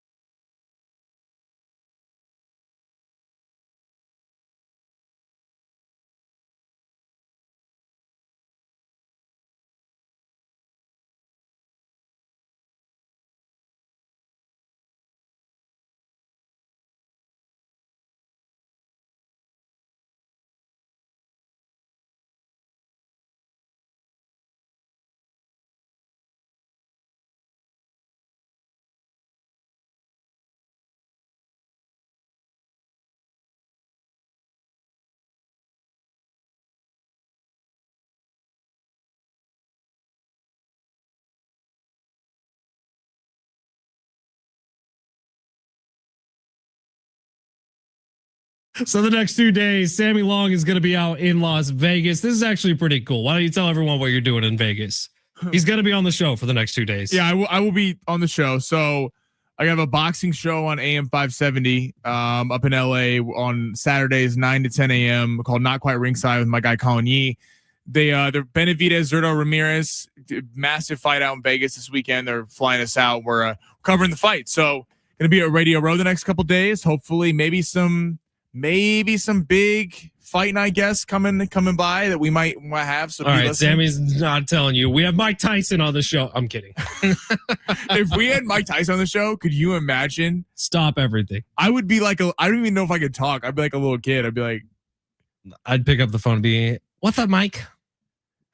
Actually, here's what would probably happen, because Ben would be back in studio. He'd have no problem saying whatever, and then I'd be left to deal with if Ben pissed Mike Tyson off. Yeah, my whole entire goal would be to get Mike Tyson to punch you in the face by the end of the interview, so that you could tell future generations of perfect-haired, glasses-wearing Sammy Spawns that you got punched by Mike Tyson. That would bump your cool factor by about 1,000,000%. Dude. So the age-old debate, what would be the number? Well, how much money would you, Ben Fletcher, sit there and let Mike Tyson use you as a heavy bag for one punch? One punch. Just one punch. Less than you'd think. If I could be promised that my medical bills would not fall on me. No, the medical bills will be taken care of. Okay. And we're talking about like post-tax income on this. Yes. So like whatever money will drop into your bank account, you're not paying taxes on. 100K. That low? 100K. Really? I think that'd do the trick. Would you rather have the punch in the ribs or the head? I'd want it in my face so I could tell the story. I'm okay with taking a concussion on it. I'm okay with like taking a dab of CTE. I don't want the full blown CTE. Just a little bit. You're like Mike Tyson causes. Just a sprinkle of the CTE. I would take that to get punched in the face by Mike Tyson. But yeah, $100,000 feels like the number to me. Anything more than that, I would take, but anything less than that feels a little irresponsible. See, if it was to the ribs, I would just take the broken ribs and but Mike Tyson punches you in the ribs, man. You're talking about a potential collapsed lung. Yeah, but like, I also don't want like longer damage. I mean, you get hit in the face, you're gonna talk right ever again. So anyway, Sammy asked me before we get back on air. He says, "Hey, I'm gonna be out in Vegas. Like, you want to give me any money right now? I could place a couple bets for you," which is totally legal, and it's called a proxy. And I said, "There's only 2 bets I care about." And these are all theoretical discussions. That would be, There's only 2 I care about: Brock Purdy MVP. Oh God. Niners Super Bowl. Parlay them. $100. Hold on. So I was meaning this weekend, like if I'm going to drop a big bet on the Benavidez Zurdo fight, if you want to tag in on that, we got the Kentucky Derby on Saturday. There will be a big bet on one of the ponies out here in Kentucky. NBA playoffs, MVP, Major League Baseball, NHL, Niners Super Bowl. Make me rich. That is my new Roth IRA. 615 100K. I swear to God, I say this with all seriousness. I would do it for $100 just to say I did it. See, that's part of it. Like that's 615 wants a punch from Mike. Like Sammy saying, you go that low with $100,000. Like that's my high end. I'd be willing to negotiate at $50,000. Yeah, but here's the problem: if you get punched and your profession is you talk, sure, you're gonna get your jaw broke. And that $100,000 is going straight into a little investment. Maybe a little Roth IRA. One special day. The max on that's like $7,500 a year. But maybe that's going to one Sammy's long shots. I'm turning it into like $500K.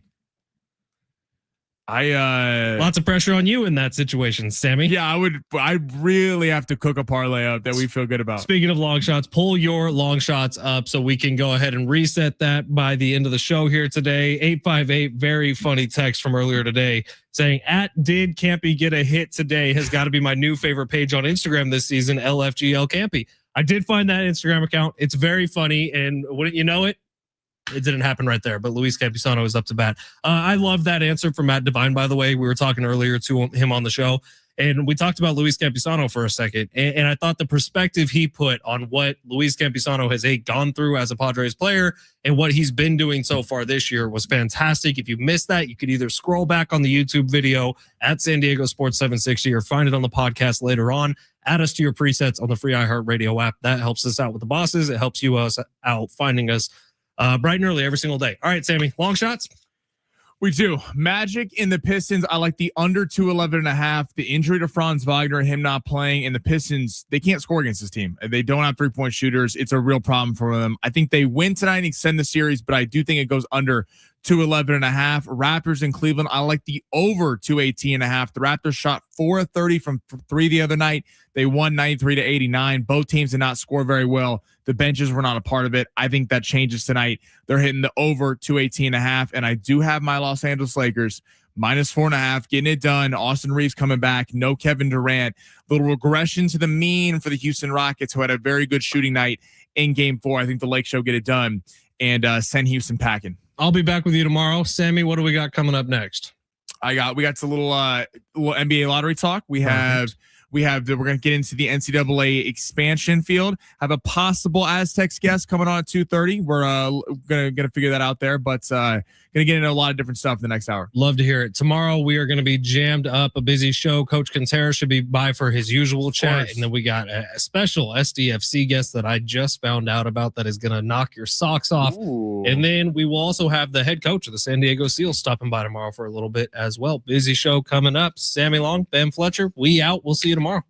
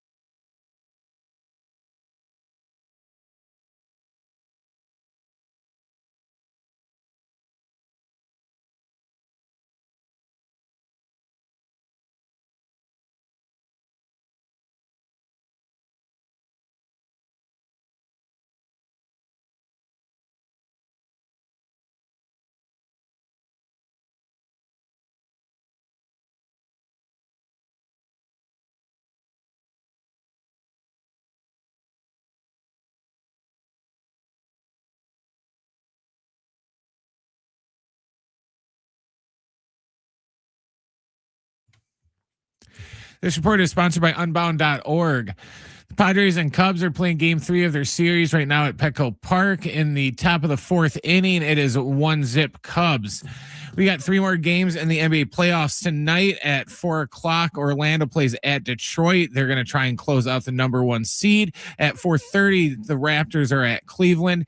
And we've got Lakers Rockets Game 5 right here on San Diego Sports 760 with pregame coverage starting at 6:45, and we'll have the tip a little after 7.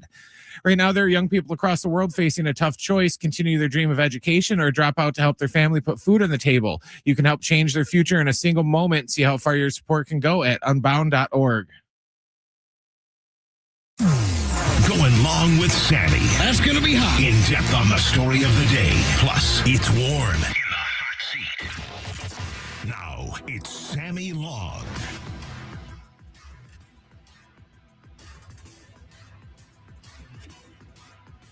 Welcome back to Going Long, San Diego Sports 760, live on the iHeartRadio app. You get Padres in action right now, so we'll kind of keep you updated as we go along. But we focus on some other stuff today as that game wraps up. Some big news out of the college basketball world. So Schaefer and Slee will be on me at 2:45. We got some Aztecs talk, possible guests stopping by at 2:30, and then the NBA has proposed a new draft lottery, a 3-2-1 rule, which we're going to get into here in a few minutes, which I think is actually really good for the NBA. As always, would love to hear your thoughts. 877-767-4760, 877-767-4760.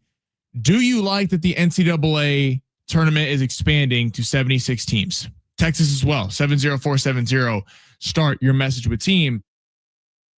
So this has long been rumored. It came out right before the Final Four that the college basketball was going to look at possibly expanding this thing, and it would have benefited San Diego State last year. If we remember, San Diego State was one of the first few teams out, along with New Mexico, along with Auburn, who had a 16-14 record, I believe. The big thing with Auburn was they had 14 losses, but they had the best quad 1 resume, the best wins in the country. So people were going, do you value playing a tough schedule and getting big wins, or do you value not having a lot of losses? Off the jump, like as a San Diego State alum, it would have been great to see them in the tournament. And a bummer for San Diego State last year was they got penalized for actually trying to play a decent schedule. They can't control if the Mountain West is down, and that Utah State is the only team that we looked at and went, hey, that's a tournament team. That's a team that is a resume builder. Outside of them in New Mexico, to a certain extent, there weren't a lot of resume builders. There was really resume landmines in your Air Forces and some of those teams that it just, if you lost, you were going to drop in the net rankings, and even if you won barely, you were going to be dropping in the net rankings. San Diego State got punished for trying to play a real schedule. They went out and played Arizona in a quote neutral site when it was in Phoenix, which is pretty crazy. And then they played Michigan last year. They played Baylor, played Oregon, even though they were down. And that couple of weeks of basketball, that Players Era tournament didn't go their way. So it ended up hurting them because they had bad losses because they stepped up in competition and they were out of the tournament. So put them right on the outside looking in. With the tournament going to 76 teams, I just personally don't think this solves anything whatsoever, because there's always going to be that 77th team. Right now it's the 69th team, the 70th team, the 71st team. Everyone complains, and I get it. But college basketball, there's a large portion of college basketball fans who March Madness galvanizes just casual fans, not even non-sports fans. You're in a bracket pool at your office. You got a little money on it. Everyone gets involved. They're picking colleges. March Madness is one of the best sporting events we have, period. I also think championship week, the week before, is really fun. It's fun seeing what teams are hot going to the tournament, what teams can steal an auto bid. That's a real fun part of college basketball. But the large problem that college basketball has, and basically a lot of leagues outside of a lot of leagues have problems that they're trying to get ratings when the NFL is on, because the NFL does whatever the hell the NFL wants to do. They decide that the NBA had games on Christmas. They decide they're going to put a game on Christmas. They obviously own Thanksgiving. They when college football's done, they put games on Saturdays. I mean, the NFL doesn't care. They'll put games on Fridays, Thursdays, Mondays. We've seen, this year there's going to be an opener on a Wednesday night. The NFL doesn't care. In college basketball, there's that kind of interesting period where the NBA starts, college basketball starts, the NHL starts, college football's in full swing, and everyone's trying to kind of compete for the rest of the pie behind the NFL, and then really also behind college football, because college football's the number 2 sport in this country. But the college basketball 68 teams, I think the critique that I've had and a lot of people have had is that outside of being a team on the cut line, there's not a lot of intrigue the first couple months of the season, especially when before conference play, a lot of schools, and this is why I give San Diego State so much props, they schedule real teams. Like they put themselves in the Players Era tournament. They put themselves in tournaments with real programs that they're able to test themselves and give resume builders. A lot of teams don't even start real competition until their conference league starts, which is in January. So going to 76 teams only dilutes the college basketball product of the regular season. There's been so much critique of maybe we haven't quite felt it as much at San Diego State because for a few years now, San Diego State has been on the cut line. So every game we've kind of been living or dying with to see if they get in. But let's be frank. Duke rarely has to worry about missing the tournament. North Carolina, I know they missed the 1 year after they lost to Kansas in the national championship game. But North Carolina, most of the time, is making the tournament. Kansas, most of the time, is making the tournament. Just go through the blue bloods. Outside of a catastrophic collapse, if you're ranked in the top 10 in college basketball, you're making the March Madness. And now with 76 teams getting in, so now we would let in a 16-14 Auburn Tigers, 14 losses. They were one win away from going 500 on the season. They're getting in the tournament field. With all due respect to San Diego State team last year was not necessarily a team that deserved to be in the field. Every time they stepped up a competition, they got waxed. And I give them credit because they give themselves the opportunities to step up in competition. So it wasn't their year. I love what they've done in the portal so far this year. I think the team is going to be really exciting heading into this year. But this feels rash to me. And again, I'd love to hear everyone's thoughts. 70470, start your message to a team or give us a call. 877-767-4760, 877-767-4760. I feel like college basketball took a look at college football and went, wait, they're expanding, so why aren't we? They're completely different. College football, when it was the BCS before, and I mean, you'd have co-national champions. It's kind of ridiculous that we'd have co-national champions voted by writers in the BCS era. Now, in the BCS era, you did have bowl games meant something. Winning the Rose Bowl, winning the Peach Bowl, winning, whatever it was meant something. Whereas bowl games have really, really meant a lot less over the last few years. They expanded to 4 teams. You saw the expansion. But then when it went to 4 teams, you sat there and went, all right, well, so Alabama, Ohio State, and Georgia are getting in, then there'll be a 4th team that's a sacrificial lamb to the playoff field. I love them going to 12 teams. And I think they could even expand even more because now, instead of how it used to be where the second the college football season kicked off, you sat there and went, yeah, there's about 10 teams that have a shot to win the national championship. Just because of schedule, they weren't going to be able to make it. They could go undefeated and blow every team out by 40. The schedule that they're playing, they weren't going to be afforded to get in the playoff. So I love them expanding. And there was controversy this year. When you had Notre Dame left out and Miami squeaked in. A lot of people thought it should have been the other way. Miami kind of quieted those doubters because they ended up going to the national championship game. And had they not gotten a pump blocked, Carson Beck and the Miami Hurricanes might have been the national champs over Fernando Mendoza in the Indiana Hoosiers. That I could see even more expansion because what it's done for college football is I'm not going to go be a 5-star quarterback sit at Ohio State when I'm not going to play.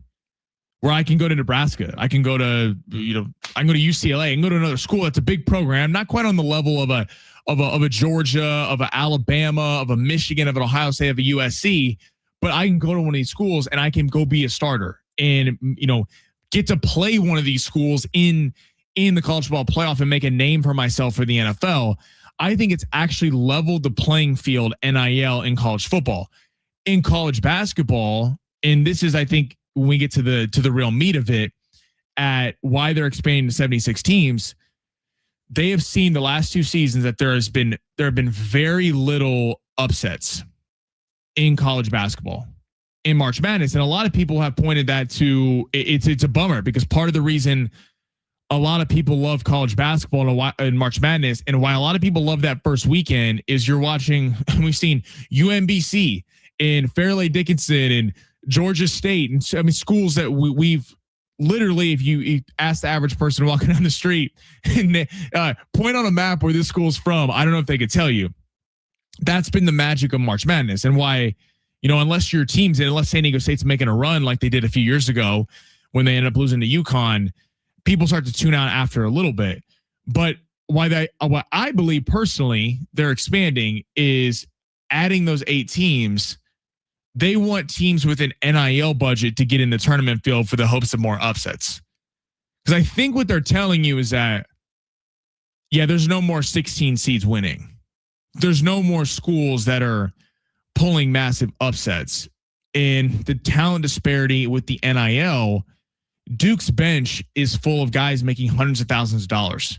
You saw Siena, to Siena's credit, in the tournament this year at the 16 spot, hung with Duke. And the Siena starters versus the Duke starters actually held their own and probably outplayed the Duke starters. The problem is Siena played their starters the entire second half, and the Duke's bench just came in. Siena's bench was glorified high school kids. I mean, they had no business being on the floor with a Cam Boozer and a Caden Boozer and all the talent that Duke had.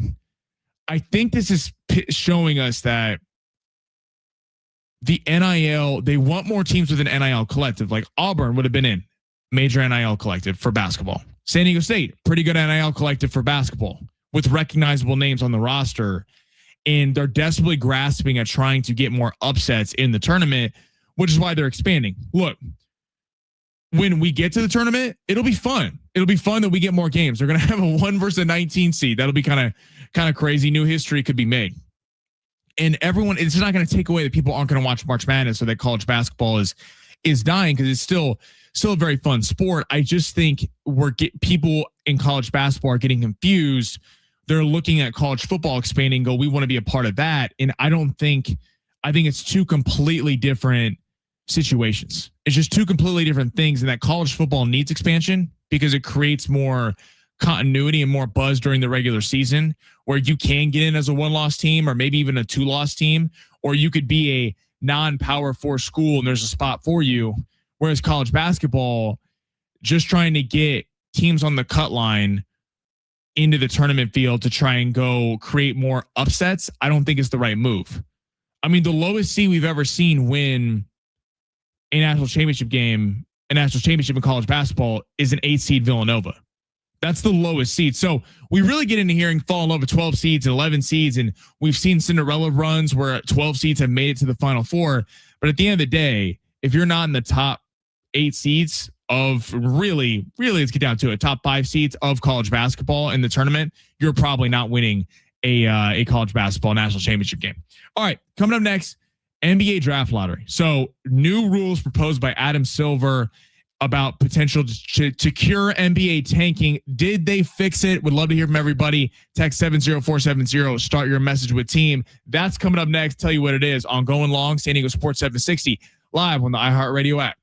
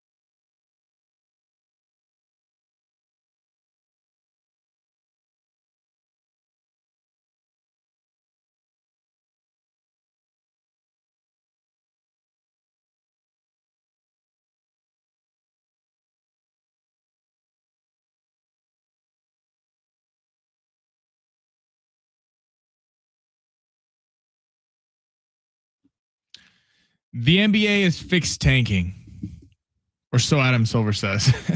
It has been a hotly contested thing in the league. Now, as someone who's a massive NBA fan, it has been a problem. It's been a problem over the years that, I mean, at the end of these seasons, and especially this year, because this year with the amount of talent that is going to be in this NBA draft, I mean, you're talking about franchise defining guys: AJ DeBonsta, Darren Peterson, Darius Akov, Cam Boozer. I mean, there are so many players in this draft that you really feel like can resurrect the franchise. So it was bad. It was bad down the stretch. I mean, you had the Utah Jazz, the Washington Wizards, the Sacramento Kings, a good portion of like 6, 7, 8 teams that were not even hiding the fact they were tanking. Usually you see teams try to go, well, this guy can't play tonight. I mean, it was so obvious these teams are trying to have the worst record possible to get a top pick. I don't, Fletch and I got into this a little bit earlier. I don't even blame these teams. Like it's in the sense of, in the NBA, the only way to get good, because to trade, you have to match salaries in the NBA. So it's hard in and of itself to trade. Most stars that get drafted somewhere want to go play in a bigger market. Rarely do we see someone that gets drafted to the Los Angeles Lakers or the New York Knicks go, you know what? I want to play in Charlotte. Trade me to Charlotte. I want to go be the star of the Charlotte Hornets or the Portland Trailblazers or the Sacramento Kings. Usually it's about stars moving to the bigger markets. And the fact you have to match salaries, it's hard to make trades. Stars usually want to go to the quote sexier destinations, and there's incentive. This is why Luka Doncic was so mad when the Dallas Mavericks traded him. The Dallas Mavericks, because when you draft a player, you are able to sign an extension with that team for an exponential amount of money than you can make everywhere else. The NBA made that rule because they wanted to incentivize small market teams having an ability to be good and to keep their players. Because then if you could pay everyone the same amount of money, everyone who got drafted to Indiana or Sacramento or one of these teams would be playing for the Knicks, the Celtics, the Lakers, the Warriors, the Mavs, the Heat within a few years. So the NBA just tried to get away from this. But in doing that, you've created that the really only way to be good is to get a franchise player.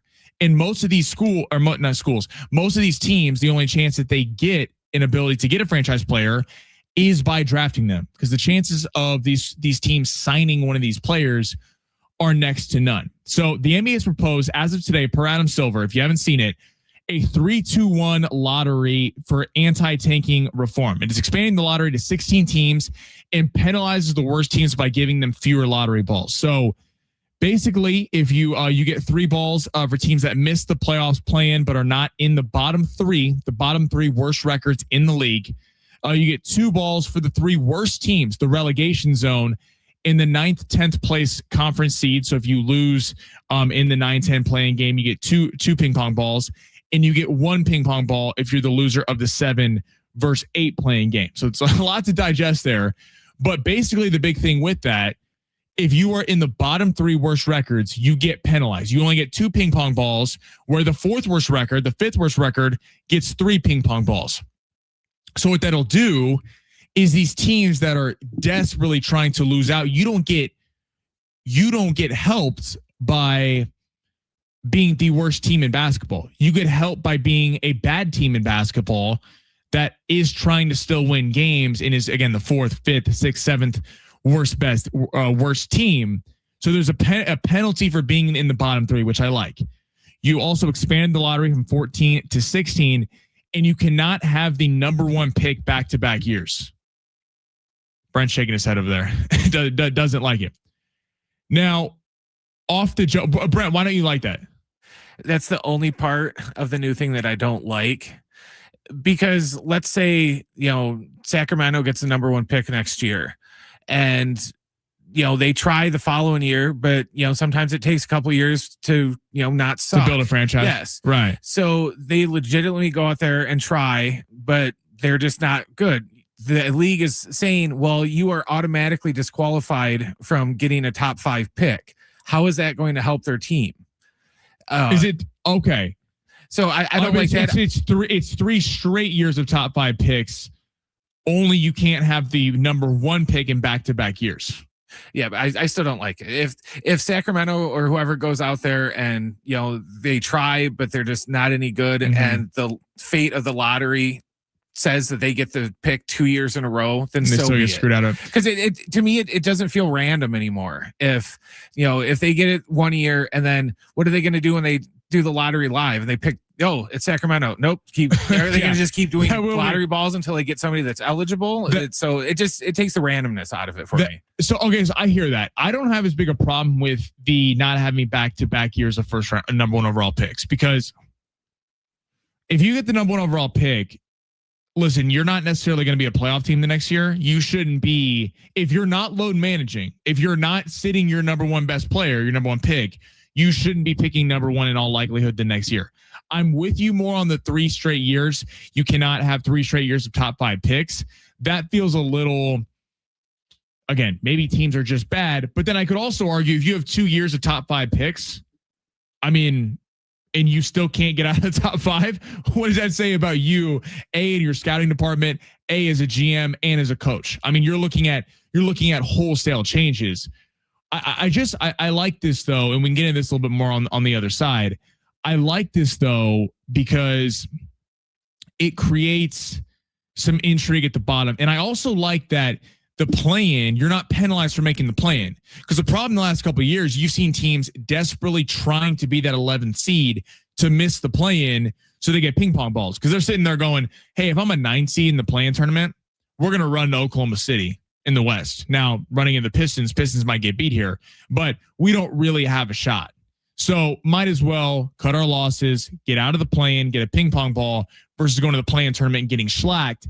I like now that you get rewarded for trying to make the play-in, but you also don't get your lottery odds taken away. I think that's a really positive move for the NBA. We're going to get into this a little bit more on the other side. Plus, Luka Doncic, per Shams Charania, not available for Series 2 for the second round if the Lakers can't get past the Houston Rockets. They got a game tonight coming up on the station, San Diego Sports 760 at 7:00. We're going to get into what that means for Luka and his future and the Lakers overall. That's coming up next on San Diego Sports 760, going along live on the iHeartRadio app.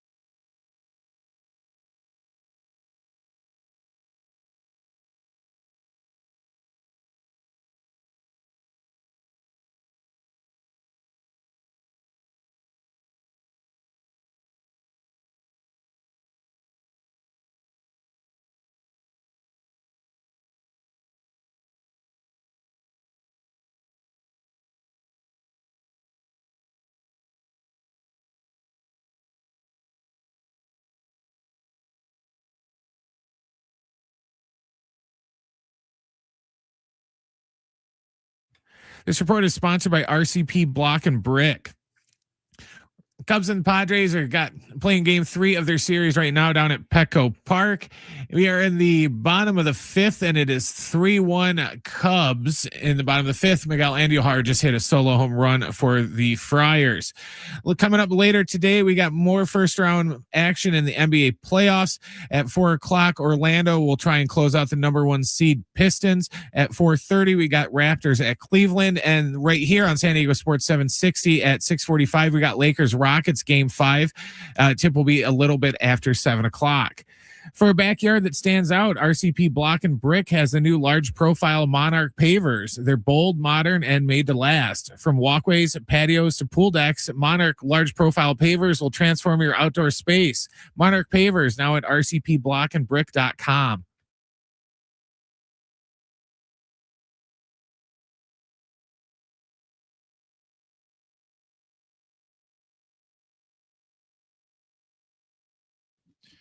We got Lakers Rockets game 5 tonight on San Diego Sports 760. Pregame coverage begins at 6:45 with the tip a little after 7 p.m. So make sure to listen to all that. Lakers got a big one, trying to close out the Houston Rockets and move on to the Oklahoma City Thunder. We got a text on the text line. Text as always. Text 70470. Start your message with team 760. Says you guys are missing the real reason why they expanded. Too many perfect brackets. Trying to save it the sports books from ruin. I don't think that is the reason why they're expanding the college basketball field. I do think though they're telling you they're trying to make this more competitive. They're trying to what we've seen the last 2 years has been a trend. It happened a year ago where there were no upsets. I think everyone went to it and was like, all right, maybe it's just a year where no one really broke through. Well, it's a couple of years now where we're not seeing 13 seeds advance, 14 seeds, 15 seeds. And it's really hard to call a 12 seed a Cinderella story because a lot of them are usually big time schools or at least big time of the non-power 4 programs. So I don't think it's necessarily that 760, but I think they are trying to make it more competitive in the sense of they need some of these quote bigger schools, your San Diego States, your Auburns who missed the cut to try to come in and make this thing more competitive. All right, the Lakers tonight looking to close out the Houston Rockets right here, San Diego Sports 760 at 7 o'clock. Pregame coverage begins at 6:45. Rockets have been talking a lot. Rockets have certainly been chirping a little bit. Jabari Smith said, obviously we're the better team despite being down 3-1. Alperen Şengün kind of talking about how old the Lakers are and how he thinks that they're going to be able to get out and run against the Lakers. Austin Reeves, though, expected to return tonight. So there's optimism he's going to return tonight. And then Kevin Durant will not be playing in this game again, which is pretty surprising. Kevin Durant must be pretty hurt because if you're KD, how many more cracks at this thing do you think you're going to get? Because you were brought in from Houston to be the guy, to be the dude that was going to push them over the top. So they got rid of Dylan Brooks, or they got rid of Jalen Green, and he's been searching for that elusive other title that distinguishes himself from Steph Curry and Draymond Green and Steve Kerr and Klay Thompson, because no matter what Kevin Durant does, all the personal accomplishments, the fact that he's one of the best one-on-one players of all time, he's always going to be remembered for the fact that he never won a ring outside of with those guys, the team that he couldn't beat with the Oklahoma City Thunder and then went and joined. So he must be pretty hurt in this series for him not to play, but also Reeves expected back for the Lakers. And if you didn't hear the news, per Shams Charania, Luka Doncic not expected to play in the second round, even if the Lakers get past the Houston Rockets, which would be the Oklahoma City Thunder, they would be massive dogs either way. If he did play or if he didn't play. This is a big series for Austin Reeves because it could, in a weird way, not be a blessing in disguise, but there's been a lot of question marks of can Luka Doncic and Austin Reeves coexist as a backcourt on a championship winning team? Because you got Wemby and the Spurs are not going anywhere. Oklahoma City is not going anywhere anytime soon. We're talking about the NBA draft lottery. These idiots, the Clippers, gave them another pick. I mean, we talk about Luka Doncic is the worst trade of all time in the NBA. The Clippers traded picks and SGA for Paul George. So the Oklahoma City Thunder are going to get another top pick. So Oklahoma City is not going anywhere. And then you look at, the Minnesota, very solid team. You wonder what their next move is if they get eliminated here by Denver. Denver feels like they need to make a move because, and how many times can you keep running back Jamal Murray and Nikola Jokic? But we'll see where they all go with it. But that leaves the Lakers, who you have Luka Doncic. The Walters group is now a part of the Lakers. So the whole vision that Jeannie Buss in the Buss family had is changing. You have new owners in who want to make their imprint on the team and on the organization. And can Austin Reeves and Luka Doncic coexist and win a championship together? I am in the camp of yes, they can. Now, I understand the criticisms and the concerns of why you would not think that, because neither of them are great on-ball defenders. It's a problem. Teams hunt them down on good teams, good opposing guards, attack them, get them in foul trouble because they basically are a sieve on defense. The one caveat I would give, though, is Luka Doncic did go to the Western Conference Finals with Jalen Brunson as his number 2, and Jalen Brunson is an undersized player who has blossomed with the Knicks, but is not a guy that plays defense.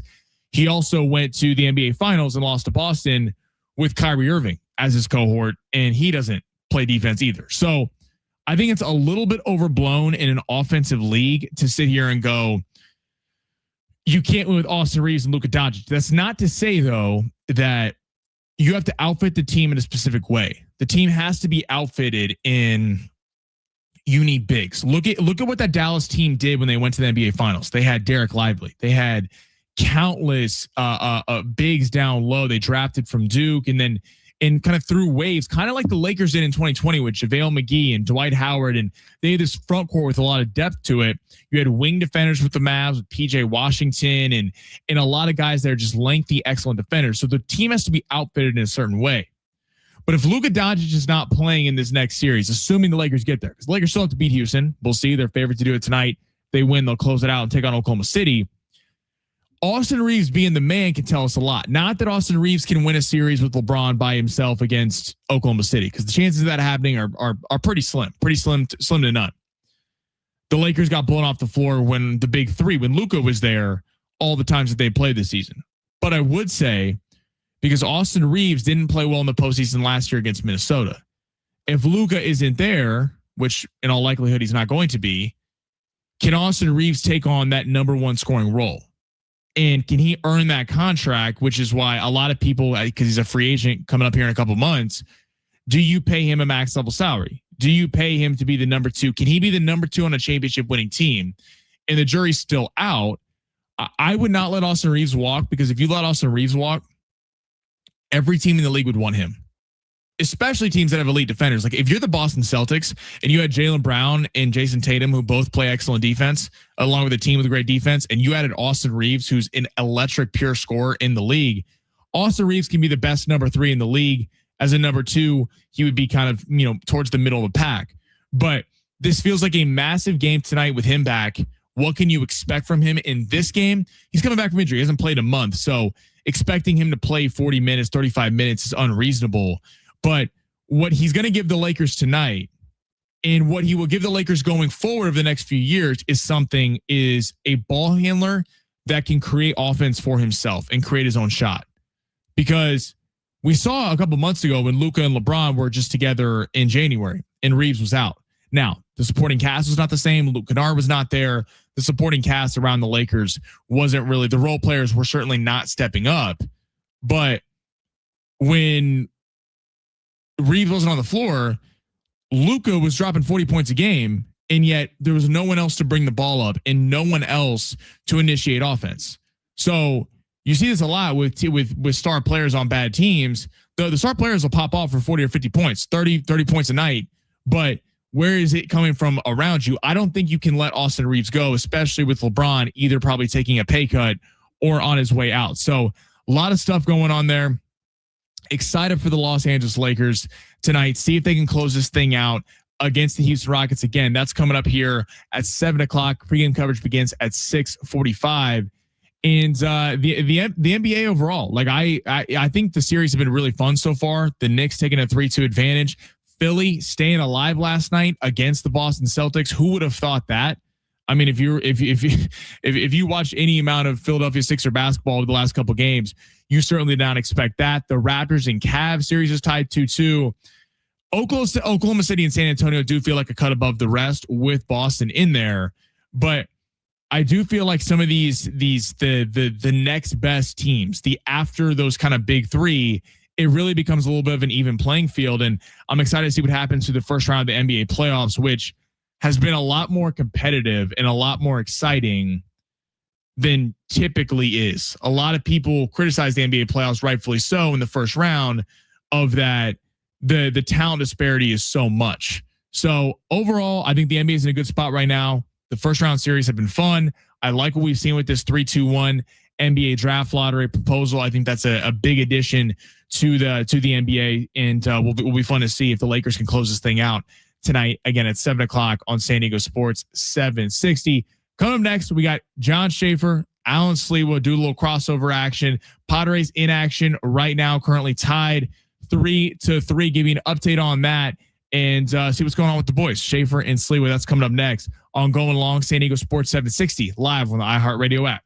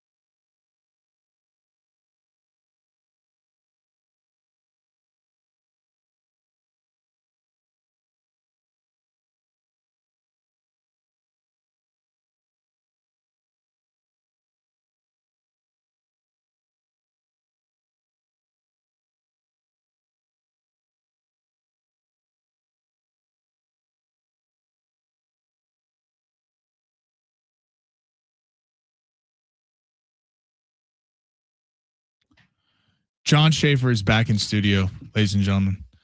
Alan, how was the temp yesterday? Did it work for you? You did the temp in here. You came in here. You were talking about how it was frustrating to you that it was warm. Yeah, was it steamy or something? I was hearing or sultry in here. Yeah. Yeah, it was so much better. By the way, Sammy, wait for me to get my chair first. If you would be here and be prepared. Wait, hold on. Wait. We got two developing stories, but now the mic works, right? You hit the mic and the mic went on. Yeah, yesterday was like on and off. Like it would work at times, maybe, and then it wouldn't work at other times. Was Brent playing a prank on you? Brent Every time you easily, Brent could have been turning me off. Shaking his head. Could have been turning me off here. How was the flight? You just get in this morning? Mean, it's one of those things. Sometimes you just risk it. You travel day of, and it is risky. I mean, we're coming from the East Coast. You kind of don't know, but with the 3-hour time change, you just kind of figure it'll work out. It worked out perfectly. So here, looking forward to talking with Alan over the next 3 hours about this Padres and Cubs game. Yeah, this has been quite a series. It's been collapse. It also, Brent pointed this out. We were looking at that list yesterday, the Major League Baseball list of the All-Stars and disappointments. And Tatis was, Mason Miller made the All-Star for the closer. Castellanos and Tatis were disappointments in their position. PCA, Pico Armstrong, was also a disappointment for his position. Not anymore. And I was about to say, since that article came out, he's got no issues. Someone emailed that to him. Pico Armstrong was chirping the Dodgers all weekend, and then now it's taking that down into San Diego. I mean, Pico Armstrong, Tatis hasn't necessarily answered the bell in his regards. Well, he hits the ball really hard. Oh, he hits the ball hard. Okay, see, that's hardest in baseball. Sammy. If you want to if there was an award for hardest hitting the ball, for not getting on base, for hitting the ball hard, yeah, like the Rolaids Hard Hit Award. It used to be like Rolaids Reliever of the Year. Now, not getting extra base hits and also not getting home runs, but you hit the ball hard. You hit the ball hard. The great point on extra base hits, by the way. Yeah, those have been few and far between. I think I heard he just had one right for the first time in forever. Yeah, I think, but before I think it's been a second. Like I want to say, first couple of weeks of April, maybe 10th-ish, 11th, something like that. That's what I thought it was. Maybe he's had one since. I think he was then, and then he just had one, but I could be wrong. Did he just have one in some game? It is so funny though with baseball, like any other sport. Like in basketball, if you're not scoring the basketball, no one's like, "Oh, his footwork's great." Oh man, yeah, it's a good point. Like no NFL quarterback goes, you know what? Not completing passes, but those other things. But like in baseball, do you see how good of a spiral it is? Yeah, it's a great point. It's such a beautiful ball, even though it's nowhere near the guy. Like no one has ever said that in baseball. Like I get it's a long season, so it's hard to take so much away from one game, but it is funny that we fall in love with these statistics. Like he's hitting the ball hard, and we all want Fernando Tatis to be the Fernando Tatis that we know he can be. But like, at what point do we stop hearing that? Like, I don't think anybody's fallen in love with it. I think if you're a Padre fan, I think it's almost, I say it jokingly now. Like and you're right. There was a stage here. A lot of people would remind you, look how hard he's hitting the ball. I kind of mock it now. And listen, we all want to see Tatis come through. Of course. If I'd have told you that, if I'd have taken some of Xander's stats so far and some of Tatis stats so far, and I said, hey, before the season started, look what this guy's doing, look what that guy's doing, you'd clearly think the production Xander's giving you is Tatis, and it's opposite the other way. So obviously you need it from Tatis. But the hard hit stuff for me, that's old news. By the way, you're spot on, Alan. His last extra base hit was April 11th. There you go. I mean, it's May. So his last double. It's May on Saturday. Mm-hmm. So, I mean, it's been a while. And exactly. There's not like we're seeing home runs from Tatis. It's really remarkable that he's in his 30th game of the year. He hasn't had off days. He hasn't been hurt.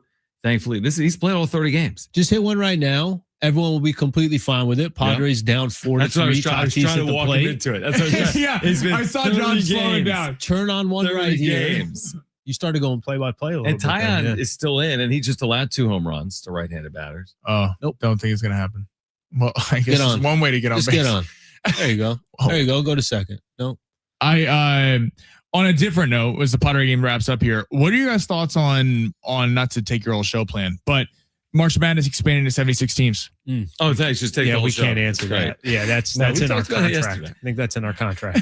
I mean, we did talk about this yesterday, so we can certainly discuss it here. I don't think either of us have a problem with it. And I do look at it through the lenses of San Diego State, and I don't think it's going to hurt San Diego State. What did your poll end up at? I really want to know. 8% out of like 157 votes said yes, they're in favor of expansion. I'm surprised. Me I'm too. surprised. So I think it's absurd to have 76 teams. I don't think you need it, too. but it is in the best interest of San Diego State. So for that reason alone, I think I'm good with it because it will increase San Diego State's chances of getting in. So I'm okay with it. I like that. As San Diego State alum, I want to see San Diego State do well, and they would have been in last year, which would have been great. But at the same time, the problem college basketball has is not March Madness. The problem is the regular season drawing ratings. And we've already talked about how so many teams get in, a large number of blue blood programs are not really concerned. Duke is not concerned about making the tournament. They're concerned from day one about where they're going to be on the seed line. And we've seen some of these teams fall out, over the years and have kind of shock not making the playoffs. But I just feel like it's a rash reaction to the fact that the last 2 years we haven't seen upsets. College football is expanding, so all of a sudden it's like college basketball. Let's expand, and I just don't like Auburn would have been in last year. Well, so would San Diego State. So I would have been in favor of it. And now again, there's a level of bias obviously there. I will say this: 76 out of 370. Which is where Division I is right now, is a smaller percentage than Major League Baseball allows in the postseason. It's not even close. So much smaller than NBA. I mean, NBA would be the equivalent of allowing 200 teams in, over 200 teams in. So because of that, again, I get it. It's going to favor the power leagues. If there's 60 power league teams, like 40 of them are getting into the NCAA tournament out of the 76. So 2 out of every 3 are going to go. Right. But the rest of college basketball, it's not as easy to get in. There's 2 ways to answer that question. What's in the best interest of college basketball as a whole? Oh, don't worry about that. College basketball as a whole, you should decrease the amount of teams that are in the tournament. If you're talking about just let's make the regular season count again, let's make these games in December and January that could literally dictate your season, then you shouldn't have, not only should you not have 64 teams, I think you should have probably 52 or whatever that number is, right? Like you don't need that many teams. But I'm only going to look at it through the lens of San Diego State University because all these other programs and all these other leagues and all these other, college basketball is kind of an institution. All they care about is money. So all I'm going to care about is San Diego State. I'll challenge that, though. I don't know that it actually does help San Diego State. It helped San Diego State last year because they were right on the cut line. Mm-hmm. But San Diego State has been ascending to trying to be a blue blood program. And over the last 10 years, historically, if you look at the numbers, the winning percentages, they have been up there. So increasing the number of teams that actually get into the field, like it kind of decreases teams that have a narrative of winning. Because the value of actually making the NCAA tournament goes down. Because I don't want to hear the 77 team complain they didn't get in the field. Well, you'll hear it. How about this though? College football is going from a 2-team playoff essentially to 12. Like think about that growth, and that's going to 16 or 24. Yep. By comparison, it's like the college basketball growth hasn't been near the percentage of growth we've seen in college football. They don't care about the essential health of the sport. They care about the health of their finances. They don't care. They clearly don't value the regular season enough. They think there's a maximum that they could already get that. TV deals, everything else. All they care about are these playoffs, which, by the way, is the same for baseball. It's the same for the NFL. It's the same for the NBA. Everybody has this similar, basically, blueprint, and it ain't going away. What you boys got coming up on the show today? Kevin Acey at 5:30 will be on the show here today. We're also getting you ready for an event we'll be at Friday supporting San Diego State football. They've got their spring game on Saturday. We'll be out at Riverwalk. Aztec Link golf event, Don Coryell Classic coming up on Friday. You get out there with the sticks, Schaefer? No. Allard, are you a golfer? No. Okay. I literally golf maybe once a year. I love it when I do it, but I don't golf enough. No. Okay. So, no, I won't be out there. I mean, we'll be broadcasting. You can play, though, a little bit. No, I cannot. I like to see it. All right. I'm heading to Las Vegas. I'll see everybody tomorrow. Yep. Enjoy, man. Thank you. We'll see everyone tomorrow. Fletch and I keep listening to these boys on the other side.